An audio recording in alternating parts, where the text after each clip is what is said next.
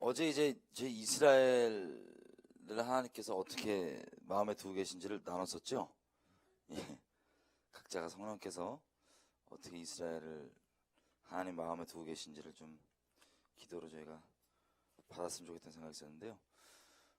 오늘부터는 좀 더 이스라엘 기준으로 다른 얘기를 많이 좀 해보겠습니다. 근데 아직 준비가 좀 안 된 것 같아서 제가 중보에 대한 얘기를 좀 하겠습니다. 아모스서 3장 가볼게요. 아모스서 3장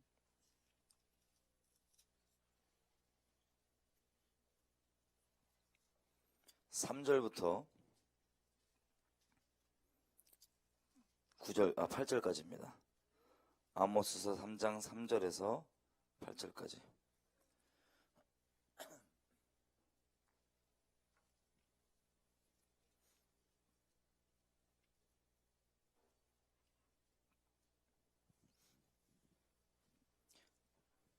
자, 다 피셨어요? 저랑 번갈아 가면서 한 절씩 읽을게요. 제가 먼저 읽겠습니다. 두 사람이 마음이 합해지지 않고서 어떻게 동행할 수 있겠으며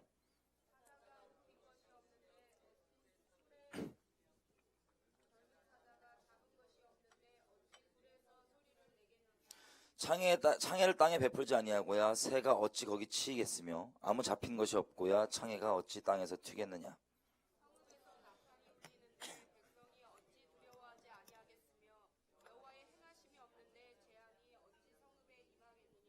주 여호와께서는 자기의 비밀을 그 종 선지자들에게 보이지 아니하시고는 결코 행하심이 없으시리라.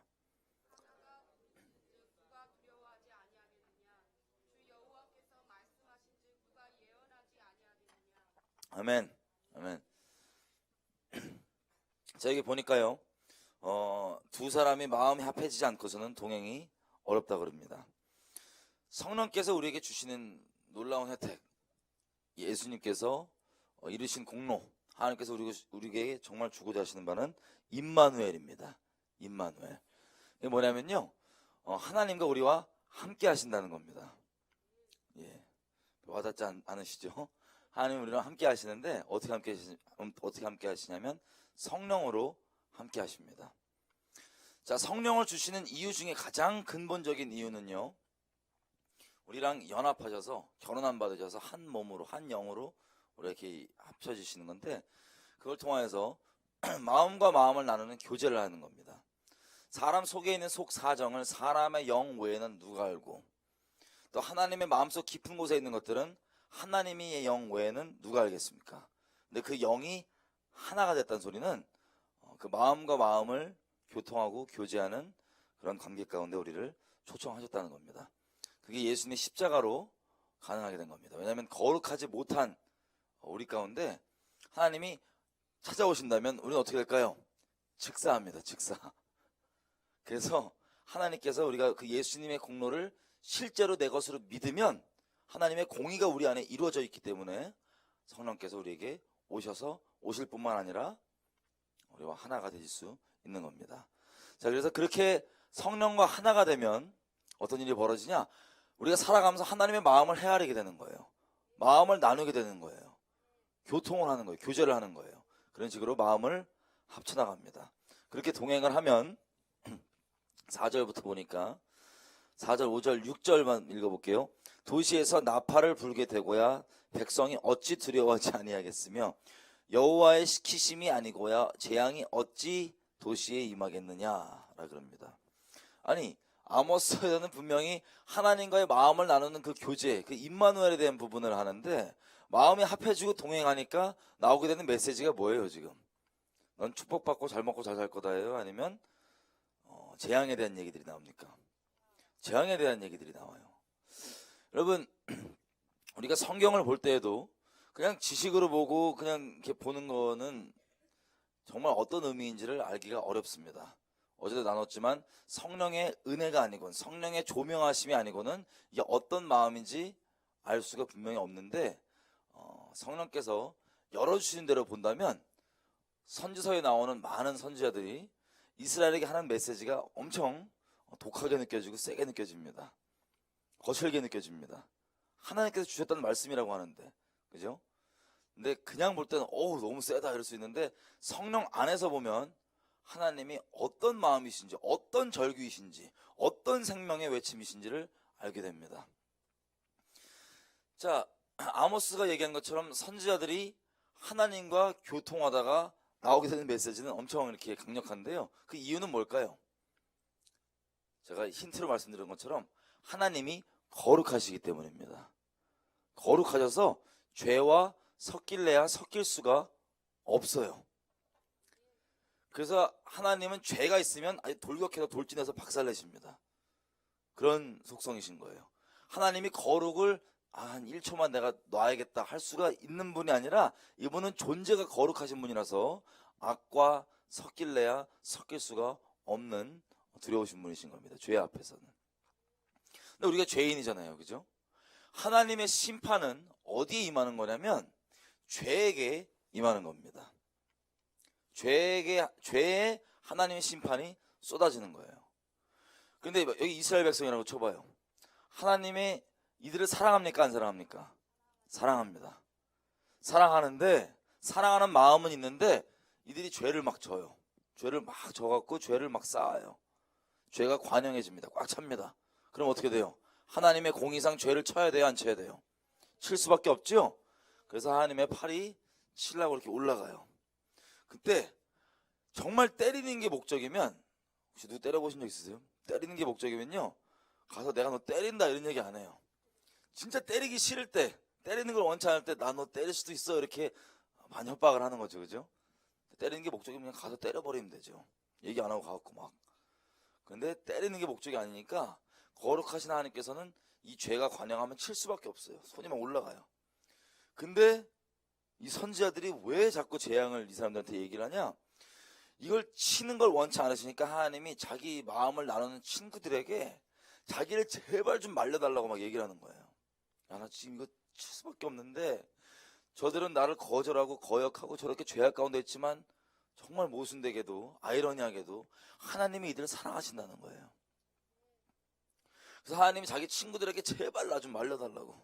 얘들아, 나 조금 있으면 이 죄 때문에 내가 죄를 때릴 수밖에 없는데 나 원치 않는다. 너 나 좀 말려다오. 라고 하는 그 마음을 나눔 받으면 이 사람들이 가서 여기에 대고 얘기를 하는 거예요. 너는 큰일 났어. 인마. 넌 죽어. 우리가 생각하는 그런 정죄의 그런 마음이 아니고요. 하나님의 절규, 생명의 마음. 너 거기 있으면 큰일 나. 너 거기 있으면 죽으니까 당장 나와야 돼. 너 어설프게 그냥 막 회개해 인마 이런 게 아니에요.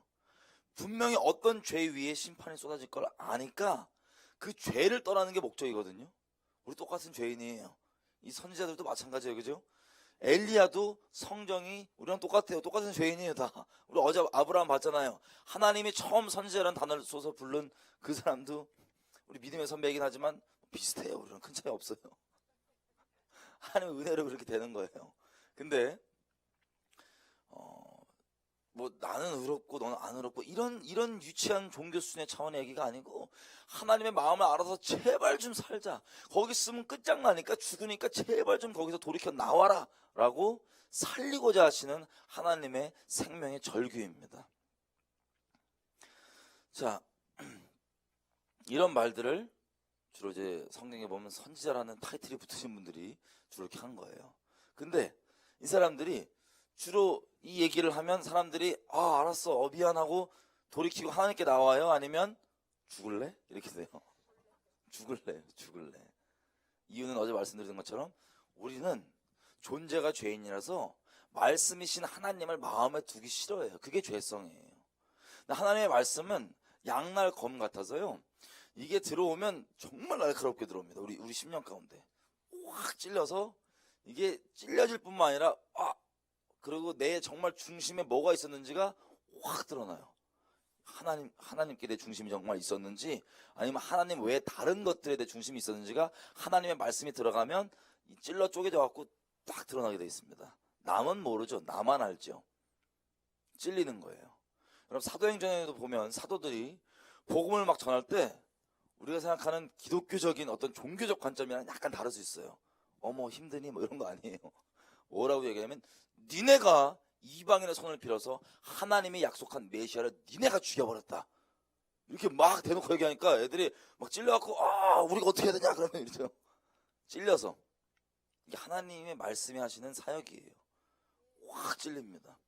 그러면 그때 그 찔림을 주시는 이유가 뭔지 아세요? 중심에 내가 정말 하나님이 있지 않구나를 드러내주시는 이유가 뭐냐면 넌 나쁜 놈이야 라고 낙인 찍고 버리기 위하신 게 아닌 거예요. 제발 네가 그러고 있으니까 내게로 돌아오라. 회개할 수 있는 기회를 허락하시는 게 하나님의 말씀이 날카롭게 우리 가운데 역사하는 바입니다. 이해가 되시죠? 그래서 중심을 하나님께 두시고 주님께 돌아오는 분들은 이 말씀을 생명으로 여기고 정말 그 계기로 생명을 얻고 영생 가운데 들어가게 됩니다. 하나님과의 관계가 돈독하게 됩니다. 하나님을 더 순결히 사랑하게 됩니다. 더 거룩한 가운데 들어가게 됩니다. 근데 우리 마음에 하나님을 두기 싫어하는 죄인들은 딱 들으면 와 짜증나게 그딴 말 왜 싫어. 그리고 하나님이 우리를 살려주시려고 10년 가운데 수술을 해도 중심은 딱 드러나는 게 하나님께 있는 게 아닌 게 드러났음에도 불구하고 하나님께 나올 생각을 안 해요. 다른 종교 껍데기들 장치들을 딱 핑계 삼아가지고 야 내가 이런 말씀을 하는데 내가 기도 이렇게 많이 했는데 내가 헌금 이렇게 했고 내가 이렇게 헌신하고 내 직분이 뭔데 이런 거 가지고 핑계대다가 불쌍하게 주님께 돌아올 수 있는 기회를 놓치는 뿐만 아니라 이제는 양심이 찔린 걸 대적했으니까 말씀에 뭐라고 되어 있습니까? 요한복음에 하나님께서 3장에 복음을 우리에게 주시죠. 멸망시키려고 하는 게 아니고 살려주시려고 영생을 얻게 하시려고 복음을 줍니다. 근데 요한복음 3장 17절 이하로부터 쭉 내려보면 내용이 뭐냐면 이들이 이 복음을 믿지 않는 자는 심판을 이미 받은 거래요. 왜 심판을 받냐? 하나님께서 살려주시려고 그 빛을 비추고 선한 것이 무엇인지 그 10년 가운데 조명을 해주셨음에도 불구하고 본인의 선택은 그 진리를 하나님을 선한 것을 선택하는 게 아니라 너는 이미 어둠을 택했기 때문에 저는 이미 심판을 받은 것이라. 이 무서운 말씀입니다. 하나님이 그 기회를 주신데 양심 가운데 온전히 반응하지 못하고 가면 어떤 꼴을 겪냐? 예수님은 이분이 말씀 자체셨죠? 이분 존재가 말씀이세요. 그러니까 이분과 돌아다니면 내가 주님께 중심이 없으면 이분과 옆에 있으면 엄청 찔려요. 예수님 옆에 있으면. 이분 존재가 말씀이시니까 양날 감정을 팍팍팍 찔리는 거예요.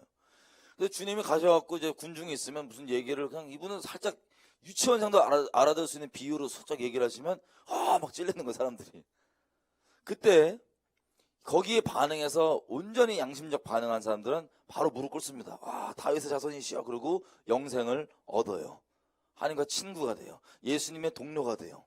그리고 진행을 하는데 확 찔렸음에도 불구하고 야 내가 여기서 쪽팔리게 내가 나름 지도자인데 내가 직분이 뭔데 내가 맨날 말씀 연구하는 사람인데 내가 기도 얼마나 많이 하는 사람인데 그 핑계를 갖고 있던 서기관과 바리새인들은 거기에 바닥 엎드려서 영생을 얻지 않고 그런 껍데기 종교의 방패들 가지고 알량한 그 무화과 나무 잎을 가지고 하나님의 은혜를 거절해버려요. 그때부터 예수님을 대적하게 되는 겁니다. 또 다른 큰 핑계는 예수님께서 말씀하신 게 이거예요. 저들이 심령이 찔리고도 대적까지는 안 해도 주님께 돌아오지 않는 사람들이 있어요. 그 사람들은 뭐냐? 저들이 하나님의 영광을 구하는 게 아니고 사람의 영광을 구하는 거로. 사울과 똑같은 거예요. 난 이해는 돼. 이 정도 수준이면 미안하지만 주님과 상관없을 수도 있습니다. 여러분께서 그 정도 수준에 머무시는 분들은. 사울도 알았거든요. 사울도 사무엘이 와서 분명하게 책망을 해줘요. 당신이 이래가지고 이랬습니다. 그랬더니 확 찔리겠죠. 하나님 말씀이니까 찔리는데 돌이키고 회개하는 게 아니고 뭘 더 원하냐? 사람의 영광. 나 여기 지금 명생의 왕인데 쪽팔리게 돼. 회개 어떻게 해요? 그냥 나랑 같이 갖고 내 면 좀 살려주세요. 이런 걸 하다가 하나님께 버림받고 귀신 들리고 비참한 최후를 하나님 기름 부음 받은 자 죽이려고 돌아다니기 위해서 자기 권력과 하나님께서 맡기신 나라를 총동원하다가 비참하게 자살로 인생 마감하는 그런 귀신 들린 자가 되는 게 바로 사람의 영광을 구하는 겁니다. 여러분 이 말씀을 왜 제가 자세하게 드리냐면 하나님께서 기회를 주실 때 돌이켜야 된다는 그 기회를 주실 때 회개할 수 있을 때 반드시 잡아야 한다는 겁니다. 주변 옆에 있는 사람, 내가 잘 보이려고 하는 그 사람이 내 영생을 책임지지 않아요. 오직 하나님만이 영생을 책임지십니다. 자, 그런 식으로 하나님께서 선지자들을 보내셔서 이 말씀을 책망을 딱 하면 심령이 확 찔립니다. 근데 이스라엘은 안타깝게도 대부분의 경우 이것들을 돌이키기보다는 거절을 하고 이것들을 잡아 죽였었어요. 이 얘기를 제가 오늘 왜 말씀드리냐면 중보에 대해서 좀 나누고 싶어서 이 말씀을 드립니다. 이 부분이 우리에게 많은 부분 가려져 있는 부분이에요. 레위기서 19장 가보겠습니다.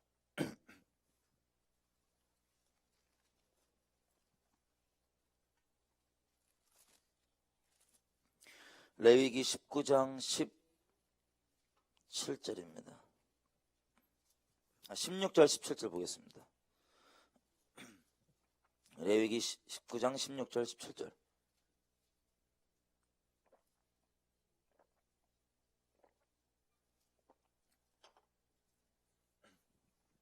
다 피셨나요? 19장 16절 17절입니다. 16절 다 같이 한번 읽겠습니다. 시작. 너는 너의 백성 중에 돌아다니면서 사람을 논단하지 말며 너희 이웃을 대적하여 죽을 지경에 이르게 하지는 말라. 나는 여호와니라. 아멘. 아멘. 이거 그냥 한마디로 뭐예요? 뒷담 까지 말라. 세상 말로는. 그죠? 근데 논단하지 말는데 죽을 지경까지 그렇게 내몰지는 말아라. 그 다음 17절 다 같이 읽겠습니다. 시작. 너는 너의 형제를 마음으로 미워하지 말며 이웃을 인하여 죄를 당하지 않도록 그를 반드시 책망하라. 책선하라. 지금 저 개역 한글 틀어주시는 거예요? 뒤에서? 개역 한글 틀어주시는 거예요? 아, 감사합니다. 제가 개역 한글 성경을 보고 있어서. 우리 봤던 것처럼 지금 마음으로 미워하지 말면서 뭘 하래요? 마음으로 미워하지 말면서 그 이웃이 죄악 가운데 머물거나 빠지지 않도록 책망해 주라 그러죠? 여러분 이게 가능하세요 이게? 우리 보통 이게 죄를 책망해 주면 사랑하는 마음에서 책망이 나오세요? 아니면 다른 마음에서 이렇게 주로 나오세요? 다른 마음으로 나옵니다. 그죠? 근데 이 말씀이 불가능한 게 아니고요. 성령 안에서 실제 가능한 거고 우리에게 그러라고 하신 거예요. 아까 제가 말씀드렸던 것처럼 하나님과 교제를 하는 그 성령 안에 있으면 그 마음이 나와서 제발 돌이키라고. 미워서 막 하는 그런 이런 게 아니고 정말 살라고 하는 그 돌이키라는 그 사랑의 마음 때문에 이 책망이 나옵니다. 성경에 나오는 모든 하나님의 선지자들, 예수님 포함해서 우리 사도들을 포함해서 이들은 다 그 책망을 할 때 우리가 생각하는 것처럼 미워서 그냥 정죄하려고 이렇게 하려는 게 아니에요. 이거에 대한 이해가 분명히 없으니까 많은 교회들에서는 어떻게 가르쳤냐면 여지껏 정죄하지 마 무조건 이렇게만 생각했단 말이에요. 그게 아니에요. 이 사랑하는 마음으로 죄악 가운데 있는 사람은 책망해서 건져주는 게 교회의 사명 중 하나입니다. 이게 개개인적 뿐만 아니라 교회가 사회적 차원에서는 선지자적인 역할을 해주는 거예요. 사회가 썩지 않도록 소금의 역할을 교회가 해주는 게 이 모양이 없으면 불가능합니다. 근데 우리가 이 부분을 가려져 있기 때문에 이게 있어야 전하는 자가 없는데 어떻게 그걸 믿어요? 전하는 자가 없는데 어떻게 그걸 믿고 아 이게 잘못인구나 알고 떠날 수가 있어요? 하나님의 말씀으로만 가능합니다. 물론 하나님이 굳이 안 전해도 성령으로 뭐 기도하다가 은혜로 이렇게 해서 아 이건 죄이구나 하고 분별해 주시고 떠나게 하시는 분들이 있어요. 강권하신 은혜입니다. 그죠? 성경에서 우리에게 복음을 꼭 전하라고 얘기하지만 가끔씩 복음 안 전함 받아도 성령이 강권적으로 방문하고 만나주시는 사람도 있잖아요. 그죠?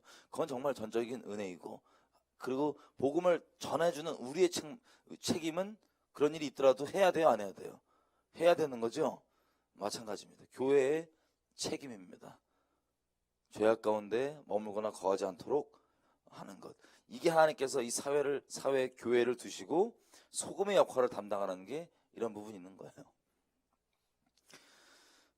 자, 그러면 제 질문 한번 드리겠습니다. 누가 하나님의 선지자입니까? 특별한 사람? 뭐 영빨 세신 분들? 아닙니다. 요한복음에는요, 힌트가 이렇게 나와요. 나를 사랑하는 자는 내 말을 듣느니라. 나를 사랑하는 자는 아버지의 뜻을 행하느니라. 아버지를 사랑하는 자는 아버지의 계명을 지키느니라. 다시 얘기하면요, 순종하는 사람, 그게 하나님의 친구예요.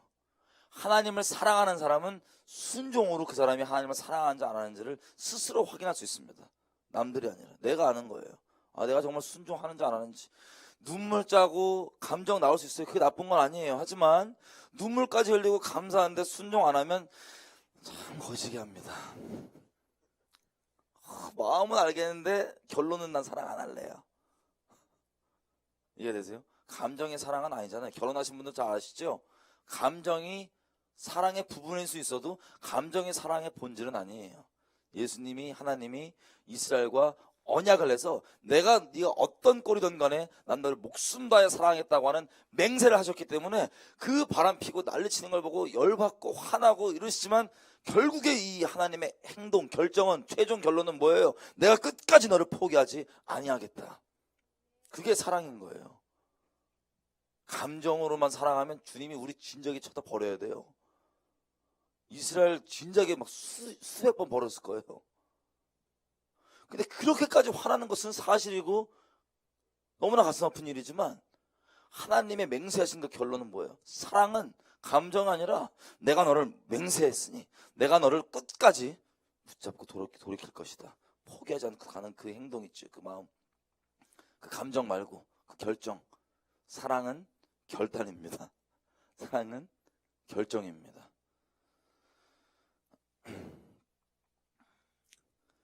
그렇게 해서 하나님을 사랑하는 걸 어떻게 하냐면 순종함으로 아는 거예요. 마음을 확정하는 거예요. 어떤 대가가 지불되더라도 나는 하나님의 말씀을 따르겠습니다. 하나님께서 명하신 바를 내가 지키겠습니다. 그 순종이 하나님의 친구들이고 하나님의 선지자입니다. 왜 그러냐? 제가 지금 말씀드린 내용은 요한복음 14장부터 나온 내용입니다. 방금 하나님의 뜻을 행하는 자가 하나님을 사랑하는 자다. 이 내용들은 3번이나 나오는데요. 요한복음 14장에서 16장까지가 어떤 내용이었냐면 최후의 만찬 때 있었던 얘기예요. 최후의 만찬 때 예수님이 이제 막 신나셔서 우리 많은 분들이 막 주님이 우울하셔갖고 나 이제 간다 뭐 이렇게 얘기하시는 것 같은데 그 내용을 수차례 그 안에서는 14장부터 16장에는 내가 이것을 너희에게 이름은 내 속에 있는 기쁨이 너희에게도 있으려 함이라 라고 몇 번이나 얘기하세요. 그러면 우울하신 분이 내 안에 있는 기쁨을 니네도 있으라고 이렇게 하셨겠어요? 아니에요. 이분은 본인이 가셔서 성령으로 하나, 이제 아예 완전히 하나 될 그거에 대해서 너무 신나갖고 야, 나 이제 내가 가는 게 나쁜 게 아니에요 얘들아. 제자들은 물론 다 우울해요. 제자들 분위기는 우울의 극입니다.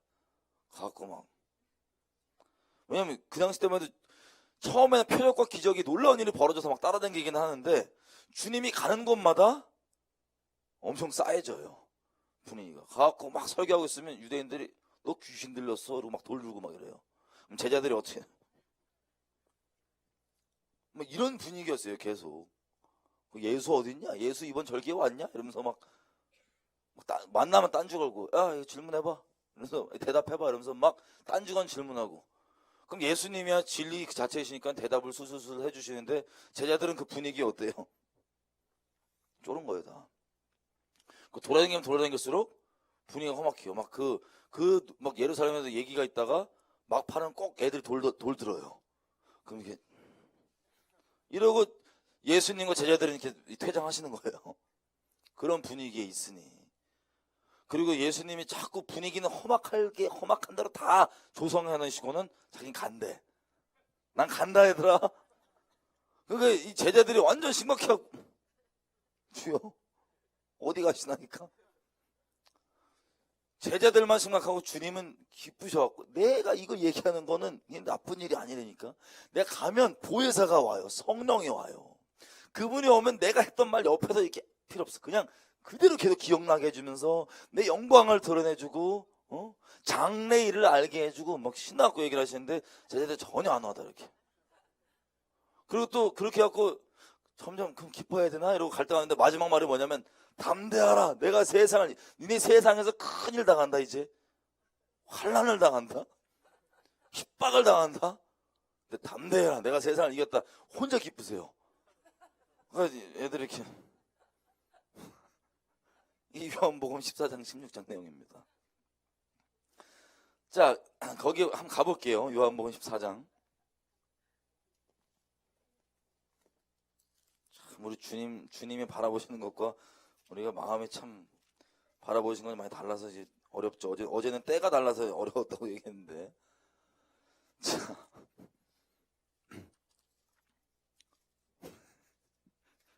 그래놓고는 자꾸 평안을 너에게 끼친다 뭐 이러시니까 이 제자들 참 내 이해돼요.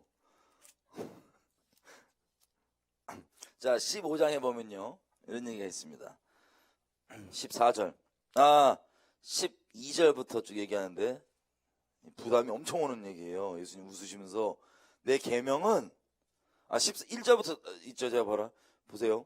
내가 이것을 너희에게 이름은 내 기쁨이 너희 안에 있어 너희 기쁨을 충만하게 하렴이라.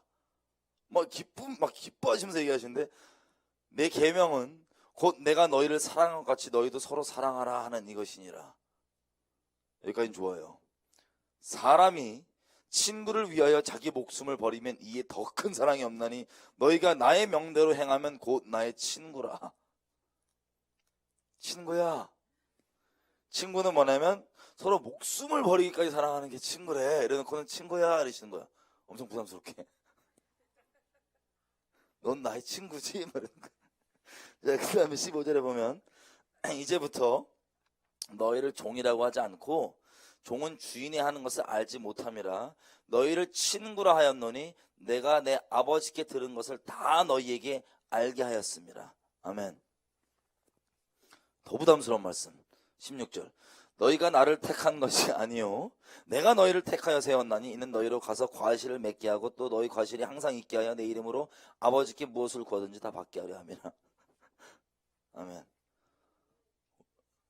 목숨을 바쳐서 서로 사랑하는 게 친구야. 근데 넌 내 친구야.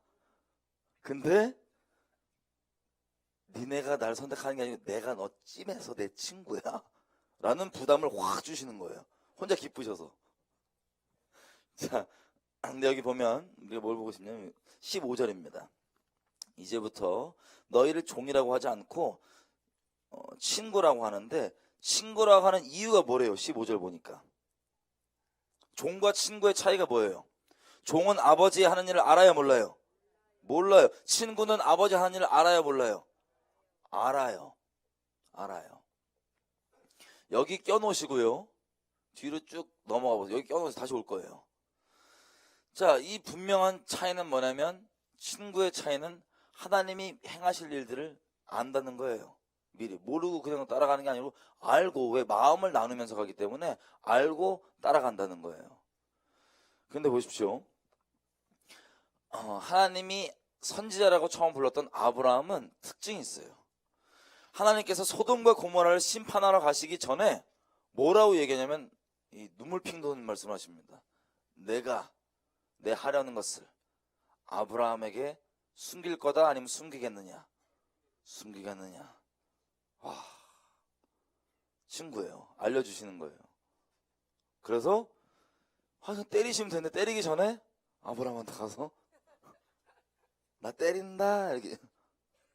아까 얘기했던 그런 마음이죠. 때리는 거 정말 원치 않으셔서 나 때린다 얘기했더니 아브라함이 감사하게도 하나님이 원하시는 그 반응대로 막아서줘요. 저기 하나님 의로우신 분이십니다. 나는 완전 죄악 덩어리고 주님께서 판단하시면 나도 끝장나는 그런 심판의 대상에 불과하지만 감히 하나님께 말씀드립니다. 50명 있는데 설마 다 죽이실 거예요? 거룩하신 분이시고 공의로우신 분이신데 그 의인들까지 있으면 의인도 50명까지도 다 쟤네 심판하기 위해서 다 없애버리실 거예요? 아니다. 그러면 40명, 30명 계속 내려가죠? 이런 식으로 아브라함 마음은 뭐가 있었냐면 우리가 나중에 확인해 볼 거예요. 마지막 부분에. 누구 때문에 계속 그렇게 중보해요? 룻 때문에. 롯 때문에. 룻은 뭐 다른 시대 아주머니고. 롯 때문에. 롯을 구해달라고 하면 너무 속보여서 그런지 저기 10명? 뭐 이렇게 해도 내려가는 거예요. 하나님 중심을 아시죠? 롯을 아브라함의 중보를 받으시고 건져주십니다. 근데 이것을 행하기 전에 미리 알게 하시는 거예요. 친구로 삼으신 거죠, 아브라함을. 그게 바로 선지자입니다. 미리 안다는 거죠. 한자 그대로 보면 선지자, 그죠? 그럼 미리 아는 게 누구예요? 친구예요. 요한복음에 보면 모르게 하지 않고 알려주신다니까, 할 일을. 그게 바로 하나님의 친구들입니다. 그래서 하나님의 친구들 계신가요? 자, 민수기 한번 가보겠습니다.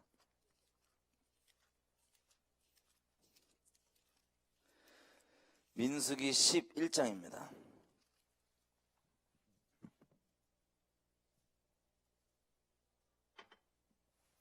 민수기 11장.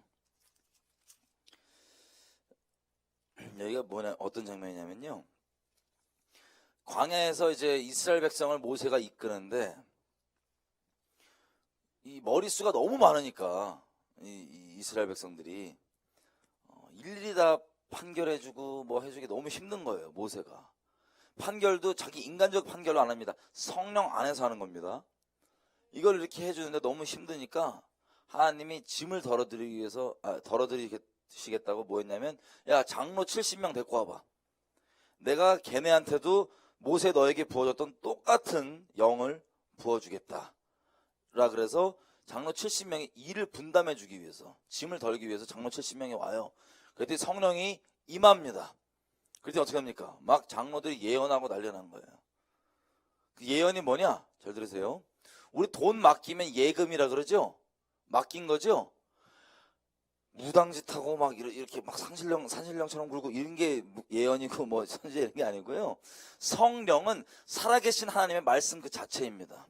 하나님 그분입니다. 그분은 살아계신 말씀이십니다. 성령이 임했다는 얘기는 살아있는 말씀이 임했다는 소리예요. 그거를 뭐라고 하냐면 예언이라고 해요. 말씀이 임했는데 그걸 전하면 그게 예언 아니에요. 말씀이 맡겨진 거니까. 그래서 전하는 거, 그죠? 근데 이 말씀이 있는 그대로를 전하는데 이 예언이라고 하는 건 이 내용이 시제가 다를 수가 있습니다. 하나님께서 예를 들면 하나님 우리 신랑이에요. 둘이 알콩달콩 이 침상에 누워서 막 자기 전에 막 속삭이면서 얘기를 해요. 신랑과 신부의 이 친밀한 관계니까 얘기를 하는데 우리 남편이 예를 들어서 우리 철수 얘기를 해주는데, 야, 철수가 제가 성격이 약간 까칠하고 무서워요. 그랬더니 우리 신랑이 제 옛날에 이런 일 당해서 그래. 너무 이상하게만 보지 마. 라고 철수에 대해서 신랑이 얘기를 해줘. 그 예언이에요, 아니에요? 예언이죠? 근데 철수가 옛날에 어떤 일이 있었는지 과거에 대한 얘기를 해줘요. 사랑한 척 해주는 거예요. 그럼 그 얘기를 듣고 내가 철수가 이런 과거가 있어서 얘가 지금 상태가 이렇구나 하고 더 사랑이 생겨요, 안 생겨요? 더 사랑과 이해가 생기고, 철수가 내 옛날에 이랬다며? 라고 뭐 굳이 얘기해도 되고 안 해도 되고 과거 어쩔 때는 철수가 지금 막 이렇게 얘기하는데 신랑이랑 얘기를 하는데 철수가 자꾸 이런 얘기를 하는데 난 이해가 안 돼. 쟤 왜 저래요? 그랬더니 신랑이 제가 지금 이런 마음이 있어서 저렇게 생각해서 그래 라고 말씀을 해줘요. 신랑이. 이거 예언이에요, 아니에요? 예언이죠? 지금에 대한 내용이에요. 그리고 신랑이랑 얘기를 하는데, 야, 철수 앞으로 저 어떡하려고 저러냐 이러고 있는데 신랑이 쟤 앞으로 이럴 거야 라고 얘기를 해줘요. 미래에 대해서. 예언이에요, 아니에요? 예언이에요. 예언은 항상 우리가 생각한 것처럼 미래의 일을 막 쪽집게처럼 맞추고 그게 예언이 아니고 하나님의 마음을 나눠주시면 그게 예언이에요. 하나님의 마음을 나눠주시면. 근데 그게 어떤 사람, 어떤 개인, 어떤 나라, 어떤 민족에 대한 걸 수도 있죠. 왜냐하면 이 신랑은 열방을 다스리시는 분이시기 때문에 나는 기껏 해봤자 철수 얘기할 수 있지만, 그리고 또 이분은 다 알고 있잖아요. 열방의 주관자이시기 때문에, 온 우주의 주관자이시기 때문에, 왕이시기 때문에. 우리 신랑이 여기 신랑이랑 저 나라 얘기하다 보면 나라가 이래, 이게 이래서 이래, 앞으로 이럴 거야 얘기해줘요, 안 해줘요? 해줘요. 그게 예언이에요. 맡긴 거 그대로 전해야지. 또 나에게 온 건양 막 전화하면서 내 말 안 되면 너 주워 이러면 벼락 맞는 거예요. 하나님 앞에. 예언이 활성화가 되면 그 공동체에서 겪으신 분도 있고 안 겪으신 분들도 있어요. 예언이 활성화가 되면 공동체에서 안 좋은 부분이 생기는 경우가 초반에 많습니다. 왜 그랬냐면 이세벨기 때문에 그래. 이세벨기 때문에. 아니 쥐가 말씀해 주신 거 맡김 받았으면 청지기처럼 그대로 전해야 되는데 이거 전하면서 한두 번 그 통로가 됐다고 쳐요. 그러면 이제 이 예언 몇 번 해보니까 한두 번 들으니까 이 사람들이 예언을 접하는 사람들이 이 등신 모드로 들어가요. 어떻게 되면 예언했다고 하면 그 사람의 경배 모드 막 어떻게 나한테 얘기해줘봐 이러면서 무당 찾아온 거랑 똑같아요. 막 이러니까 이 인간도 딱 하나님께 얘기해. 하나님 말씀해 주시면 말씀해 주시지 않으면 나도 모르고 나 그냥 청직이다. 나 모른다. 그리고 전해주는 것만 딱딱 전해야 되는데 지도 어깨 펌프질 들어가. 그래갖고 응? 꿇어 개겨? 뭐 이런 식으로 막 이세벨기가 들어가서 사람 조종해 먹으려고 그래요. 이세벨기는 죄성 중에 하나예요. 사람이 가지고 있는 모든 사람이 가지고 있는 죄성 중에 하나예요. 어떤 죄성이냐? 예수 안 믿는 사람도 주변 사람한테 자기 말만 듣기를 바래요. 그래서 거봐 내가 뭘 했어 그런댔잖아. 이세벨기예요 이게. 근데 이게 예언까지 섞여지면 이세벨기가 아주 악독하게 나와서 교회를 엉망진창으로 갉아먹습니다. 그래서 나중에는 하나님께서 주신 말씀도 아닌데 예전에 몇 번 예언의 통로가 되고 하나님께 음성 받았던 그 몇 가지 방법을 의지해서 하나님께 주신 말도 아닌데 방법을 의지해서 본인이 껴맞춰요. 이렇게 본인의 머릿속에 있는 교리와 자기의 믿음의 선포도 예언인 것처럼 막 껴맞추고 막 별의별 오류가 많이 나갖고 막 난리 나는 거예요. 이거 안 되는데 저거 안 되는데. 그리고 이세벨기는 남아갖고 그러다가 하나님께 회개하실 기회를 주는데요. 회개 끝까지 안 하면 어떻게 됩니까? 정말 심한 경우는 자식 죽여버리세요. 하나님께서. 그게 요한계시록에 나와 있는 이세벨에 대한 심판에 정해져 있는 바입니다. 물론 그 전에 회개할 기회를 막 주십니다. 근데도 회개 안 하고 지가 뭐 하나님이 참 내 말을 안 들으면 거의 저건 하나님께 버림받은 거예요. 이세벨기의 극입니다. 지 말인데 지 말을 안 들으면 저 하나님께 버림받은 거래. 그리고 정말 하나님께 맡기신 말씀인데 전에도 그건 하나님과 걔 관계에서 그 사람 관계에서 알아서 할 일인 거예요. 근데 쥐가 이걸 해놓고 안 들으면 그냥 이러다가 회개 안 하시면 자식 죽습니다. 협박하는 거 아니에요. 자식 돌아가지 마시라고.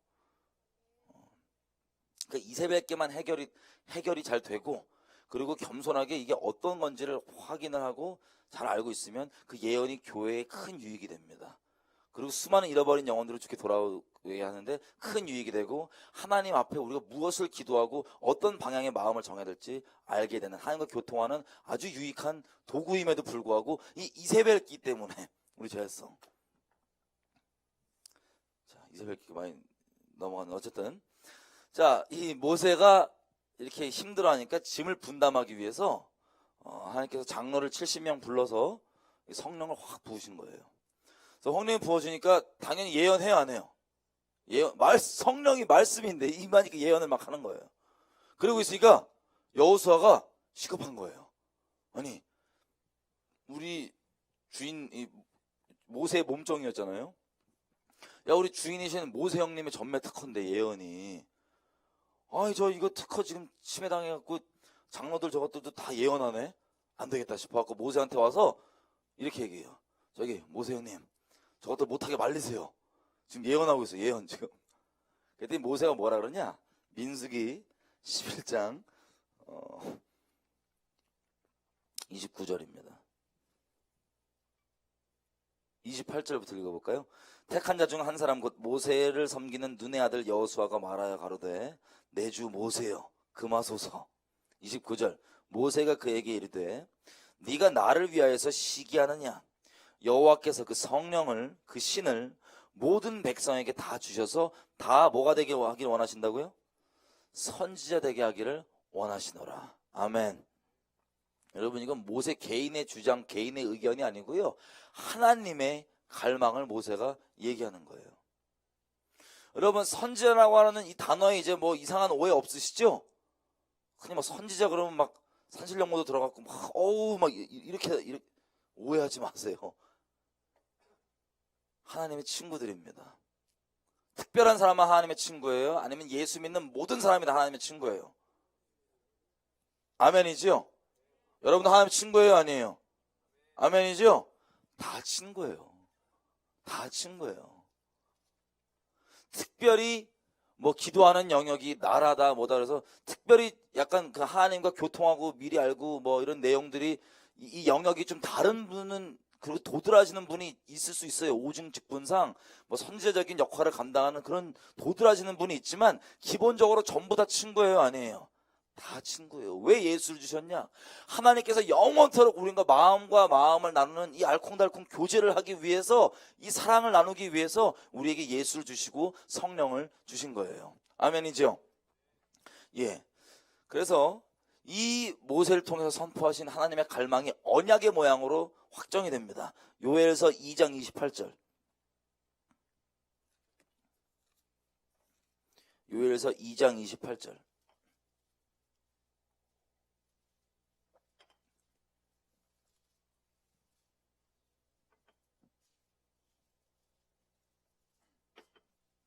요엘서 2장 28절 보면 이렇게 돼 있어요.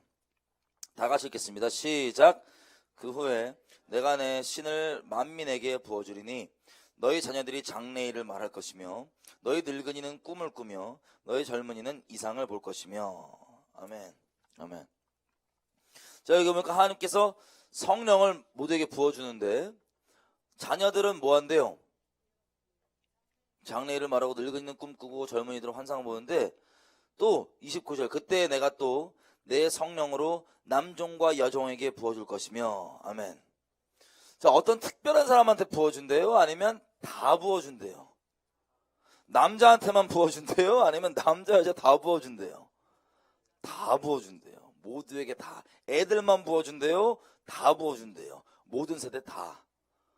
다시 얘기하면 예수 믿는 사람에게 당연히 약속되어 있는 그것이 바로 성령입니다. 근데 여기는 이제 성령이 하시는 일 중에 좀 특화된 부분을 얘기한 게 있어요. 그게 뭐냐? 아이들은 뭐 한다고요? 장래일을 예언한대요. 장래일을 얘기한대요. 그리고 청년들은 환상을 보고, 아비들은 꿈을 꾸고. 이게 참 우스갯소리인데요. 제가 아까 말씀드렸잖아요. 하나님께서 맡기신 게 있으면 우리는 그냥 있는 그대로 전하면 돼요. 만약에 꿈으로 봤다, 환상으로 봤다, 이게 왔다. 그러면 해석이 안 주시면 어거지로 해석 안 하시는 게 좋아요.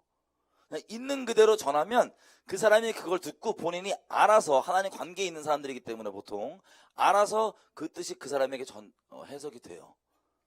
내가 굳이 해석해 줄 필요가 없어요. 예를 한번 들어볼게요. 누가 저한테 기도를 해주시는데 환상을 본 거예요. 감사하죠. 환상을 보시면서 뭐라냐면 정확히 기억 안 나는데 이런 거예요. 내가 무슨 이제 골프채를 막 휘두르는데 골프 칠 줄도 몰라요. 골프채를 막 휘두르는데 자꾸 헛스윙하고 막 뭐 이런 내용이에요. 저는 그때 그 얘기 듣자마자 바로 해석이 왔어요. 하나님과 저의 관계가 있으니까. 아, 이런 거구나. 왔는데 이분이 굳이 안 해도 될 걸. 해석에 부담을 느끼셨는지 해석을 막 해주는데 제가 중간에 그만하셔도 됩니다. 왜냐하면 이분이 갖고 있는 편견이 있는 거예요. 골프에 대해서. 골프는 부자, 돈 많은 애들이나 여유롭게 즐기는 것이라고 하는 어떤 안 좋은 편견이 있었나 봐요. 그래서 뭐 이런저런 해석을 하는데 그냥 하지 마시라고. 괜찮다고. 여러분, 우스갯소리인데요. 애들은 순수해갖고 하나님이 그렇다라고 말씀해 주시면 그대로 믿어요. 아멘. 그러고 그렇대요. 그렇대요라고 얘기하는데 이게 약간 찌들어. 약간 이제 애가 아니고 약간 찌들고 그러면 약간 말로만은 안 믿어. 이게 자료 보여달라 이거. 자료 증거 보여달라 이거. 시청각이 필요하다 이거예요. 그러면 환상으로 이렇게 해갖고 이렇게 보여줘. 그럼 그제서야 아 이렇게 된대요. 이렇대요. 얘기를 해요. 근데 좀 더 많이 찌들어갖고 쾌쾌 해갖고 이제 막 신내가 날 정도로 찌들면 이거 말을 해주면 진짠가 긴간가 그리고 환상 보여줘도 에이 이 정도 뭐 자료 다 비슷해 이렇게 가니까 아예 재워갖고요 그냥 4차원 그냥 4D로 와 이렇게 해갖고 깨갖고 주여 이렇게 되는 거예요. 하도 찌들어갖고 그냥 4차원으로 확 그냥 채워 막 이렇게 우스갯소리로 그러는데요. 애들은 그래서 예언하고 청년들은 환상 보고 아이들은 꿈을 꾼다. 근데 이거를 이제 있는 그대로 전해주는 게 왜 중요하냐? 말로 온 김에 이것도 정리를 좀 해보면 사도행전 24장 가볼게요.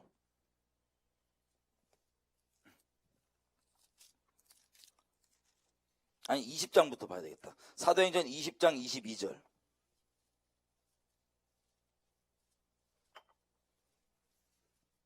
사도행전 20장 22절 다 피셨나요? 바울이 하는 말이에요. 보라, 이제 나는 심령의 매임을 받아서 예루살렘으로 가는데 저기서 무슨 일이 일어날지는 알지 못한다. 오직 성령이 각 도시에서 내게 증거하여 결박과 환난이 나를 기다린다고 하시나 나의 달려갈 길과 주 예수께 받은 사명 곧 하나님의 은혜의 복음을 증거하는 일을 마치려 하면 나의 생명을 조금도 귀한 것으로 여기지 아니하노라. 아멘. 자, 지금 바울이 하나님과 관계가 있어요, 없어요? 있죠. 근데 성령께서 뭘 바울에게 얘기해 주십니까? 미리 너 가면 큰일 난다, 안 큰일 난다? 너 가면 큰일 난다. 예루살렘 들어가면 큰일 난다를 알려주셨어요. 근데 바울은 큰일 나니까 나 몸뚱아리 아껴야지, 도망가야지 이런 게 아니고 십자가 자리에 있는 사람이기 때문에 큰일 나는 걸 얘기해 줬지만 어떡한데? 들어간대요, 안 들어간대요? 들어간다. 내 십자가를 칠 거다. 그게 내 십자가다라고 그걸 이미 조명 받았어요. 근데 잘 보세요. 21장 4절에 보니까 자, 바울이 어디로 가냐면 이제 예루살렘 가는 길에 자기가 있는 교회들 있죠. 그 교회들의 제자들을 잠깐 예루살렘 들어가는 길에 들려서 이제 교제를 잠깐씩 하는 거예요. 교제를 하는데 여기 21장 보시면 4절에 이래요. 제자들을 찾아 거기서 7일을 1회를 머물더니 그 제자들이 무엇의 감동으로? 성령의 감동으로 바울더러 뭐 하지 말래요? 예루살렘 들어가지 말래요. 그럼 질문입니다. 이 성령의 감동 맞는 거예요? 잘못된 거예요? 맞죠? 성령의 감동, 이들이 뭘 감동받냐면 바울이 지금 같이 교제하는데 얘 들어가면 큰일 나는 거야. 큰일이 기다리고 있는 거야. 그러면 야, 성령께서 감동을 이렇게 주셔. 그러면 바울이 알아서 하면 돼요. 그건 어떤 결정을 내릴지는. 근데 해석까지 땡겨주신 거야. 그래서 들어가라, 들어가지 마라? 들어가지 마. 이 오류가 뭔지 아시겠어요? 받은 건 그냥 있는 그대로 전해주면 알아서 그 사람이 하는과 관계에서 십자가의 결정을 내리면 되는 거예요. 십자가 자리에서. 근데 우리 꼭 이것까지 다 해주려고 그래. 떠먹여주려고. 우리는 그냥 신령한 척 하지 말고 그냥 받은 그대로 전하면 알아서 그 관계에서 해석이 되는 거예요. 그 사람한테. 근데 바울한테 감동은 분명히 성령께 온 게 맞는데 해석의 마지막 결론이 우리 사람의 결론이니까 가지 말래. 근데 바울이 어떻게 했어요? 알았어. 아까 제가 말씀드렸죠. 이거 골프 치다가 해석까지 주신, 해석 안 하셔도 된다고. 그건 그런 거예요. 비슷하게. 무슨 뜻인지 알겠거든, 이게. 자, 그래가지고, 이러고 있다가 바울이 알았다 그러고 나 갈게 그래도 그러고 가요. 가고 쭉 가다가 어디로 가냐면 가이사랴 있죠. 어디냐면 빌립 집사님 사도행전에서 표적과 기적으로 그 엄청 전도했던 그 아저씨. 그 빌립 집사님 집에 머무는데 9절 빌립에게 딸이 넷이 있으니 처녀로 예언하는 자라. 그리고 그 집에 여러 날 있었는데 아예 타이틀도 선지자예요. 한 선지자 아가보라고 하는 분이 거기 또 와요. 그러니까 예언하는 그 딸내미 4명 있고 선지자 타이틀 받고 딱 와요. 선지자 아가보 와갖고 이들이 뭐라고 얘기하냐면 보세요. 11절 우리에게 와서 바울의 띠를 가져다가 자기 손발을 잡아매고 말하기를 성령이 말씀하시되 예루살렘에서 유대인들이 이같이 이 띠 임자를 결박하여 이방인의 손에 넘겨주리라 하거늘. 여러분 이거 정확한 말이에요, 아니에요? 정확한 말이죠? 하나님께 온 거 맞죠? 여기까지는 정확해요. 여기까지는. 근데 이 양반들이 이걸 듣고 또 모르냐? 12절 우리가 그 말을 듣고 그곳 사람들로 더불어 바울에게 예루살렘으로 가라 마라, 올라가지 말라 권하니, 애들이 다 손발 묶인다, 막 뭐 환란이 있다 그러니까 다들 뭐예요? 가지 말라고, 안 된다고. 그 바울이요, 13절 보세요. 바울이 대답하되 너희가 어찌하여 울어서 내 마음을 상하게 하느냐. 나는 주 예수의 이름을 위하여 결박받을 뿐 아니라 예루살렘에서 죽을 것도 각오하였느니라. 아니, 바울이 권함을 받지 아니하므로 우리가 주의 뜻대로 이루어지다 하고 그쳤노라. 아멘. 이해가 되세요? 아무리 선지자 타이틀 받고 있는 사람도요, 이 성경적인 이 십자가의 결론을 그냥 맡긴 대로만 얘기해주면 돼요. 아까 20장에 봤죠? 이미 이 사람들에게 예언을 듣기 전부터 바울이 성령께 이거 들었어요, 안 들었어요? 이미 알고 있어요. 바울은 십자가의 결론을 냈단 말이에요. 아, 나 이거 십자가 질 거야. 내가 갈 길이야. 그리고 가고 있는데 이 사람들이 예언을 해줘요. 성령의 감동이에요. 선지자 타이틀도 있어요. 예언하는 사람들이에요. 막 예언을 해줘요. 그럼 이 사람들이 그냥 예언만 해주고 자기네들의 해석을 안 줬으면 바울이 어떻게 했어요? 아, 무서워서 이제 안 가야지, 이런 마음이 아니에요. 더 굳건히 아멘, 준비하겠습니다 이러고 더 견고해진 거예요. 주님 앞에서 갈 길을 더 굳세게, 아, 내가 받은 말씀이 맞구나 하고 더 잘 갈 수 있어요. 주님이 정해놓으신 그 십자가의 길을. 근데 해석을 자꾸 이상하게 주고 인간적으로 막 쫄르고 이러니까, 아, 제발 그러지 말라고, 제발 그러지 말라고. 그리고 들어간 겁니다. 이해가 되세요? 이게 요즘 우리에게도 예언에 대한 오해, 선지자라고 하는 타이틀의 오해가 어마어마한 그 잘못된 개념 때문에, 그리고 이세벨기 때문에 큰일을 겪는 거예요. 이 예언에 대한 결론이 뭐냐? 데살로니가 전서 5장. 야, 제 이런 자세한 내용은 거의 예언의 정리는 처음 하는 것 같은데, 데살로니가서 5장. 우리가 잘 아는 말씀입니다. 16절부터 보면요, 데살로니가서 5장 16절. 다 피셨어요? 항상 기뻐해라, 쉬지 말고 기도하라, 범사에 감사하라, 이는 그리스도 예수 안에서 너희를 향하신 하나님의 뜻이니라. 그 다음이 중요합니다. 성령을 뭐 하지 말래요? 소멸하지 말고. 예언을 뭐 하지 말래요? 그리고 21절, 범사에 헤아려 좋은 것을 취하고 악은 모든 모양이라도 버리라. 아멘. 아멘. 성령을 소멸하지 말래요. 예언을 멸시하지 말래요. 그리고 모든 것을 헤아려서 좋은 것을 받아들이래요. 악은 모양이라도 버리라, 이렇게 돼 있는데, 여기가 이세벨 교회에서 예언이 활성화된 교회에서 붙잡아야 될 말씀입니다. 이세벨기가 있으면 내 말을 안 들으면 큰일 날 것처럼 얘기해.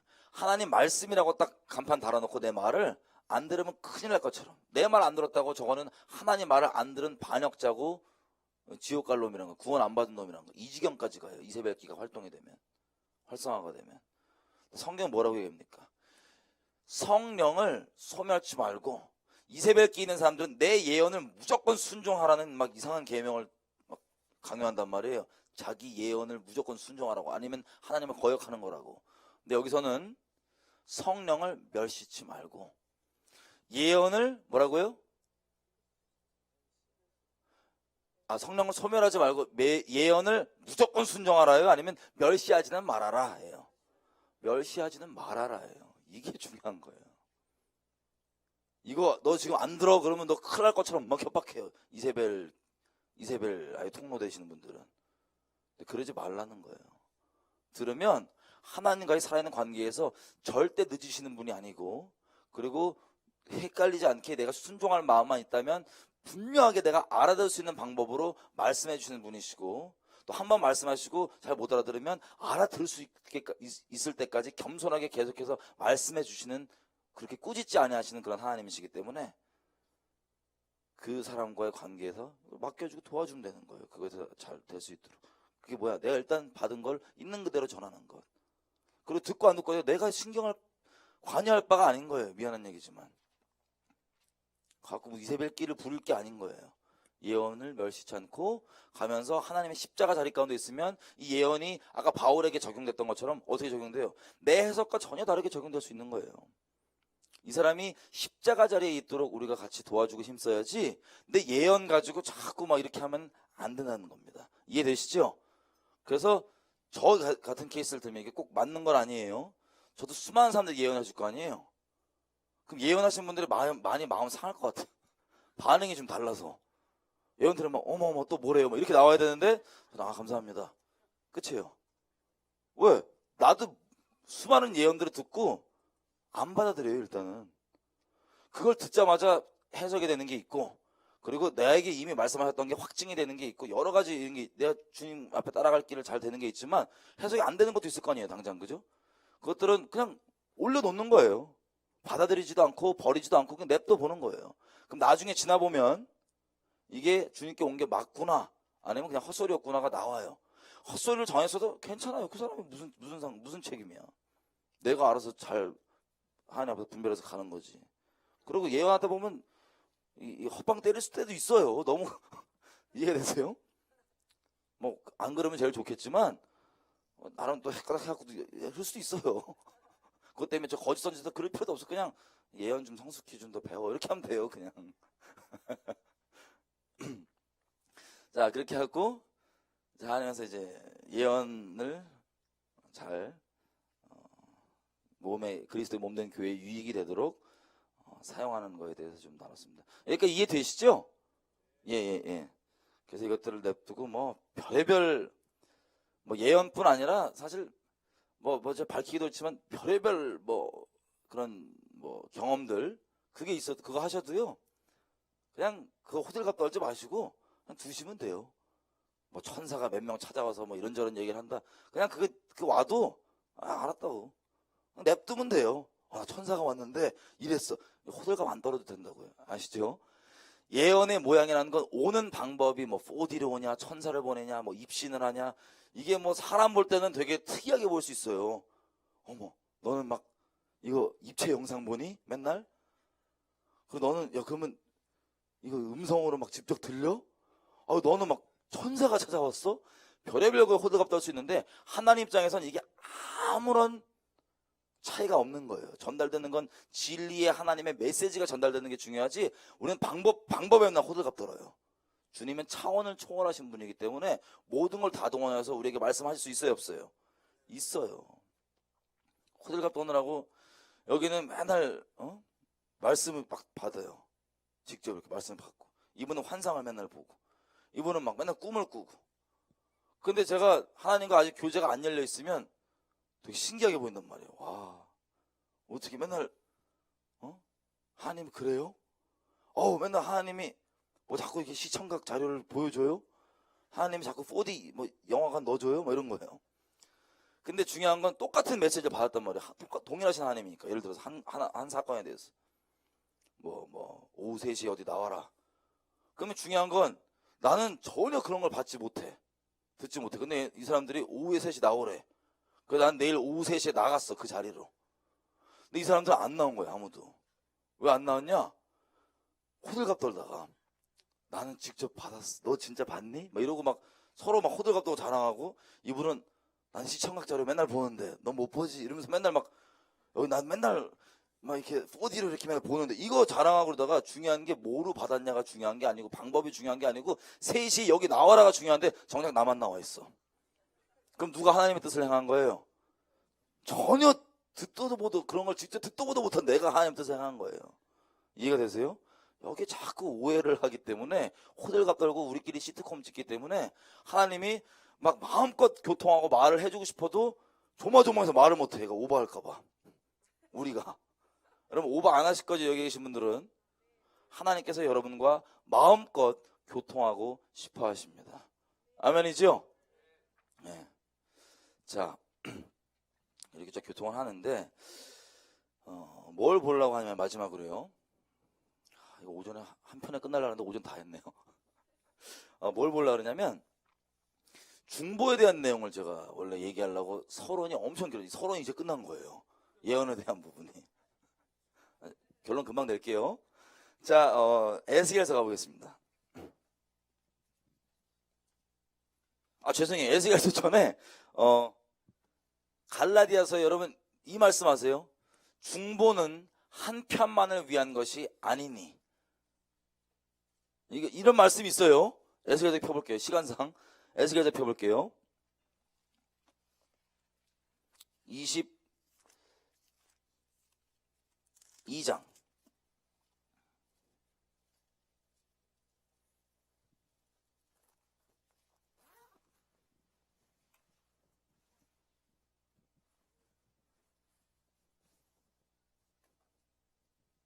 다 피셨나요? 에스겔서 22장 30절, 31절, 30절, 31절. 자, 30절, 22장 30절 다 같이 읽겠습니다. 시작. 이 땅을 위하여 성을 쌓으며 성 무너진 데를 막아서서 나로 멸하지 못하게 할 사람을 내가 그 가운데서 찾다가 얻지 못한 고로 내가 내 분으로 그 위에 쏟으며 내 진노의 불로 멸하여 그 행위대로 그 머리에 보응하였느니라. 나 주 여호와의 말이니라. 아멘. 자, 여기 보니까 하나님이 누구를 못 찾아서 하나님의 분노를 쏟았대요? 진노를 쏟았대요? 누구를 못 찾았대요? 30절에 보니까 멸하지 못하게 할 사람. 어떤 행동으로 멸하지 못하게 할 사람? 자, 첫째, 성 무너진 데를 뭐 한대요? 막아서고. 또 있어요. 그 다음에 그 앞에 있어요. 성을 쌓으며. 두 가지 일이 있는 거예요. 하나님의 심판을 막는 데는. 성을 쌓는 게 있고 또 무너진 데를 막아서는 게 있는 거예요. 여러분, 흔히 우리 중보라고 들어보셨죠? 우리 예수 그리스도께서 중보자이십니다. 그 본체이신데 예수님께서 하나님 중보자로서 어떻게 하셨냐? 아까 얘기했지만 하나님이 거룩하셔서 우리를 심판할 수밖에 없어요. 그래서 예수님이 자발적으로 오셔서 뭐 하셨습니까? 하나님과의 관계에선 하나님의 진노를 본인이 받으셨습니다. 하나님, 이 죄인들 얘네 살리시고 나 대신 죽이십시오 라고 이 진노를 받으셨습니다. 갈라디아서에 보면 제가 말씀드린 것처럼 중보는 하나님과 죄인 사이의 중재자 역할을 하는 게 중보인데, 중보는 한쪽, 하나님 쪽이나 아니면 사람 쪽 한쪽만을 위하는 게 아니에요. 양쪽을 위해 주는 게 바로 온전한 중보입니다. 근데 우리는 교회에서 여지껏 하나님과의 관계에서 한쪽 중보, 뭐냐? 하나님, 내가 대신 죽을 테니까 나에게 그 진노를 쏟으시고 쟤네 좀 살려주십시오 하고 하는 이 소중한 거예요. 좋은 거예요. 나쁘다고 얘기하는 게 아니에요. 이 한쪽짜리 중보는 다 이해가 많이 있어요, 요즘에는. 근데 어떤 이해가 없냐? 사람과의 관계에서 이 중보가 이해가 많이 부족해요.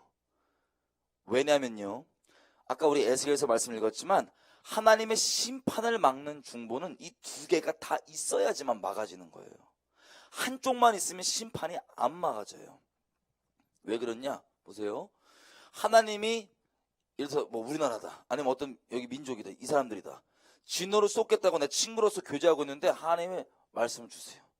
그럼 내가, 보통은 우리가 어떻게 하냐, 교회에서 얘기 안 해요. 그게 무슨 정죄라고 생각하는 그런 이상한 종교적 틀 때문에 이게 사단이 뿌려놓은 거예요. 우리 멸망시키려고 얘기를 안 해요.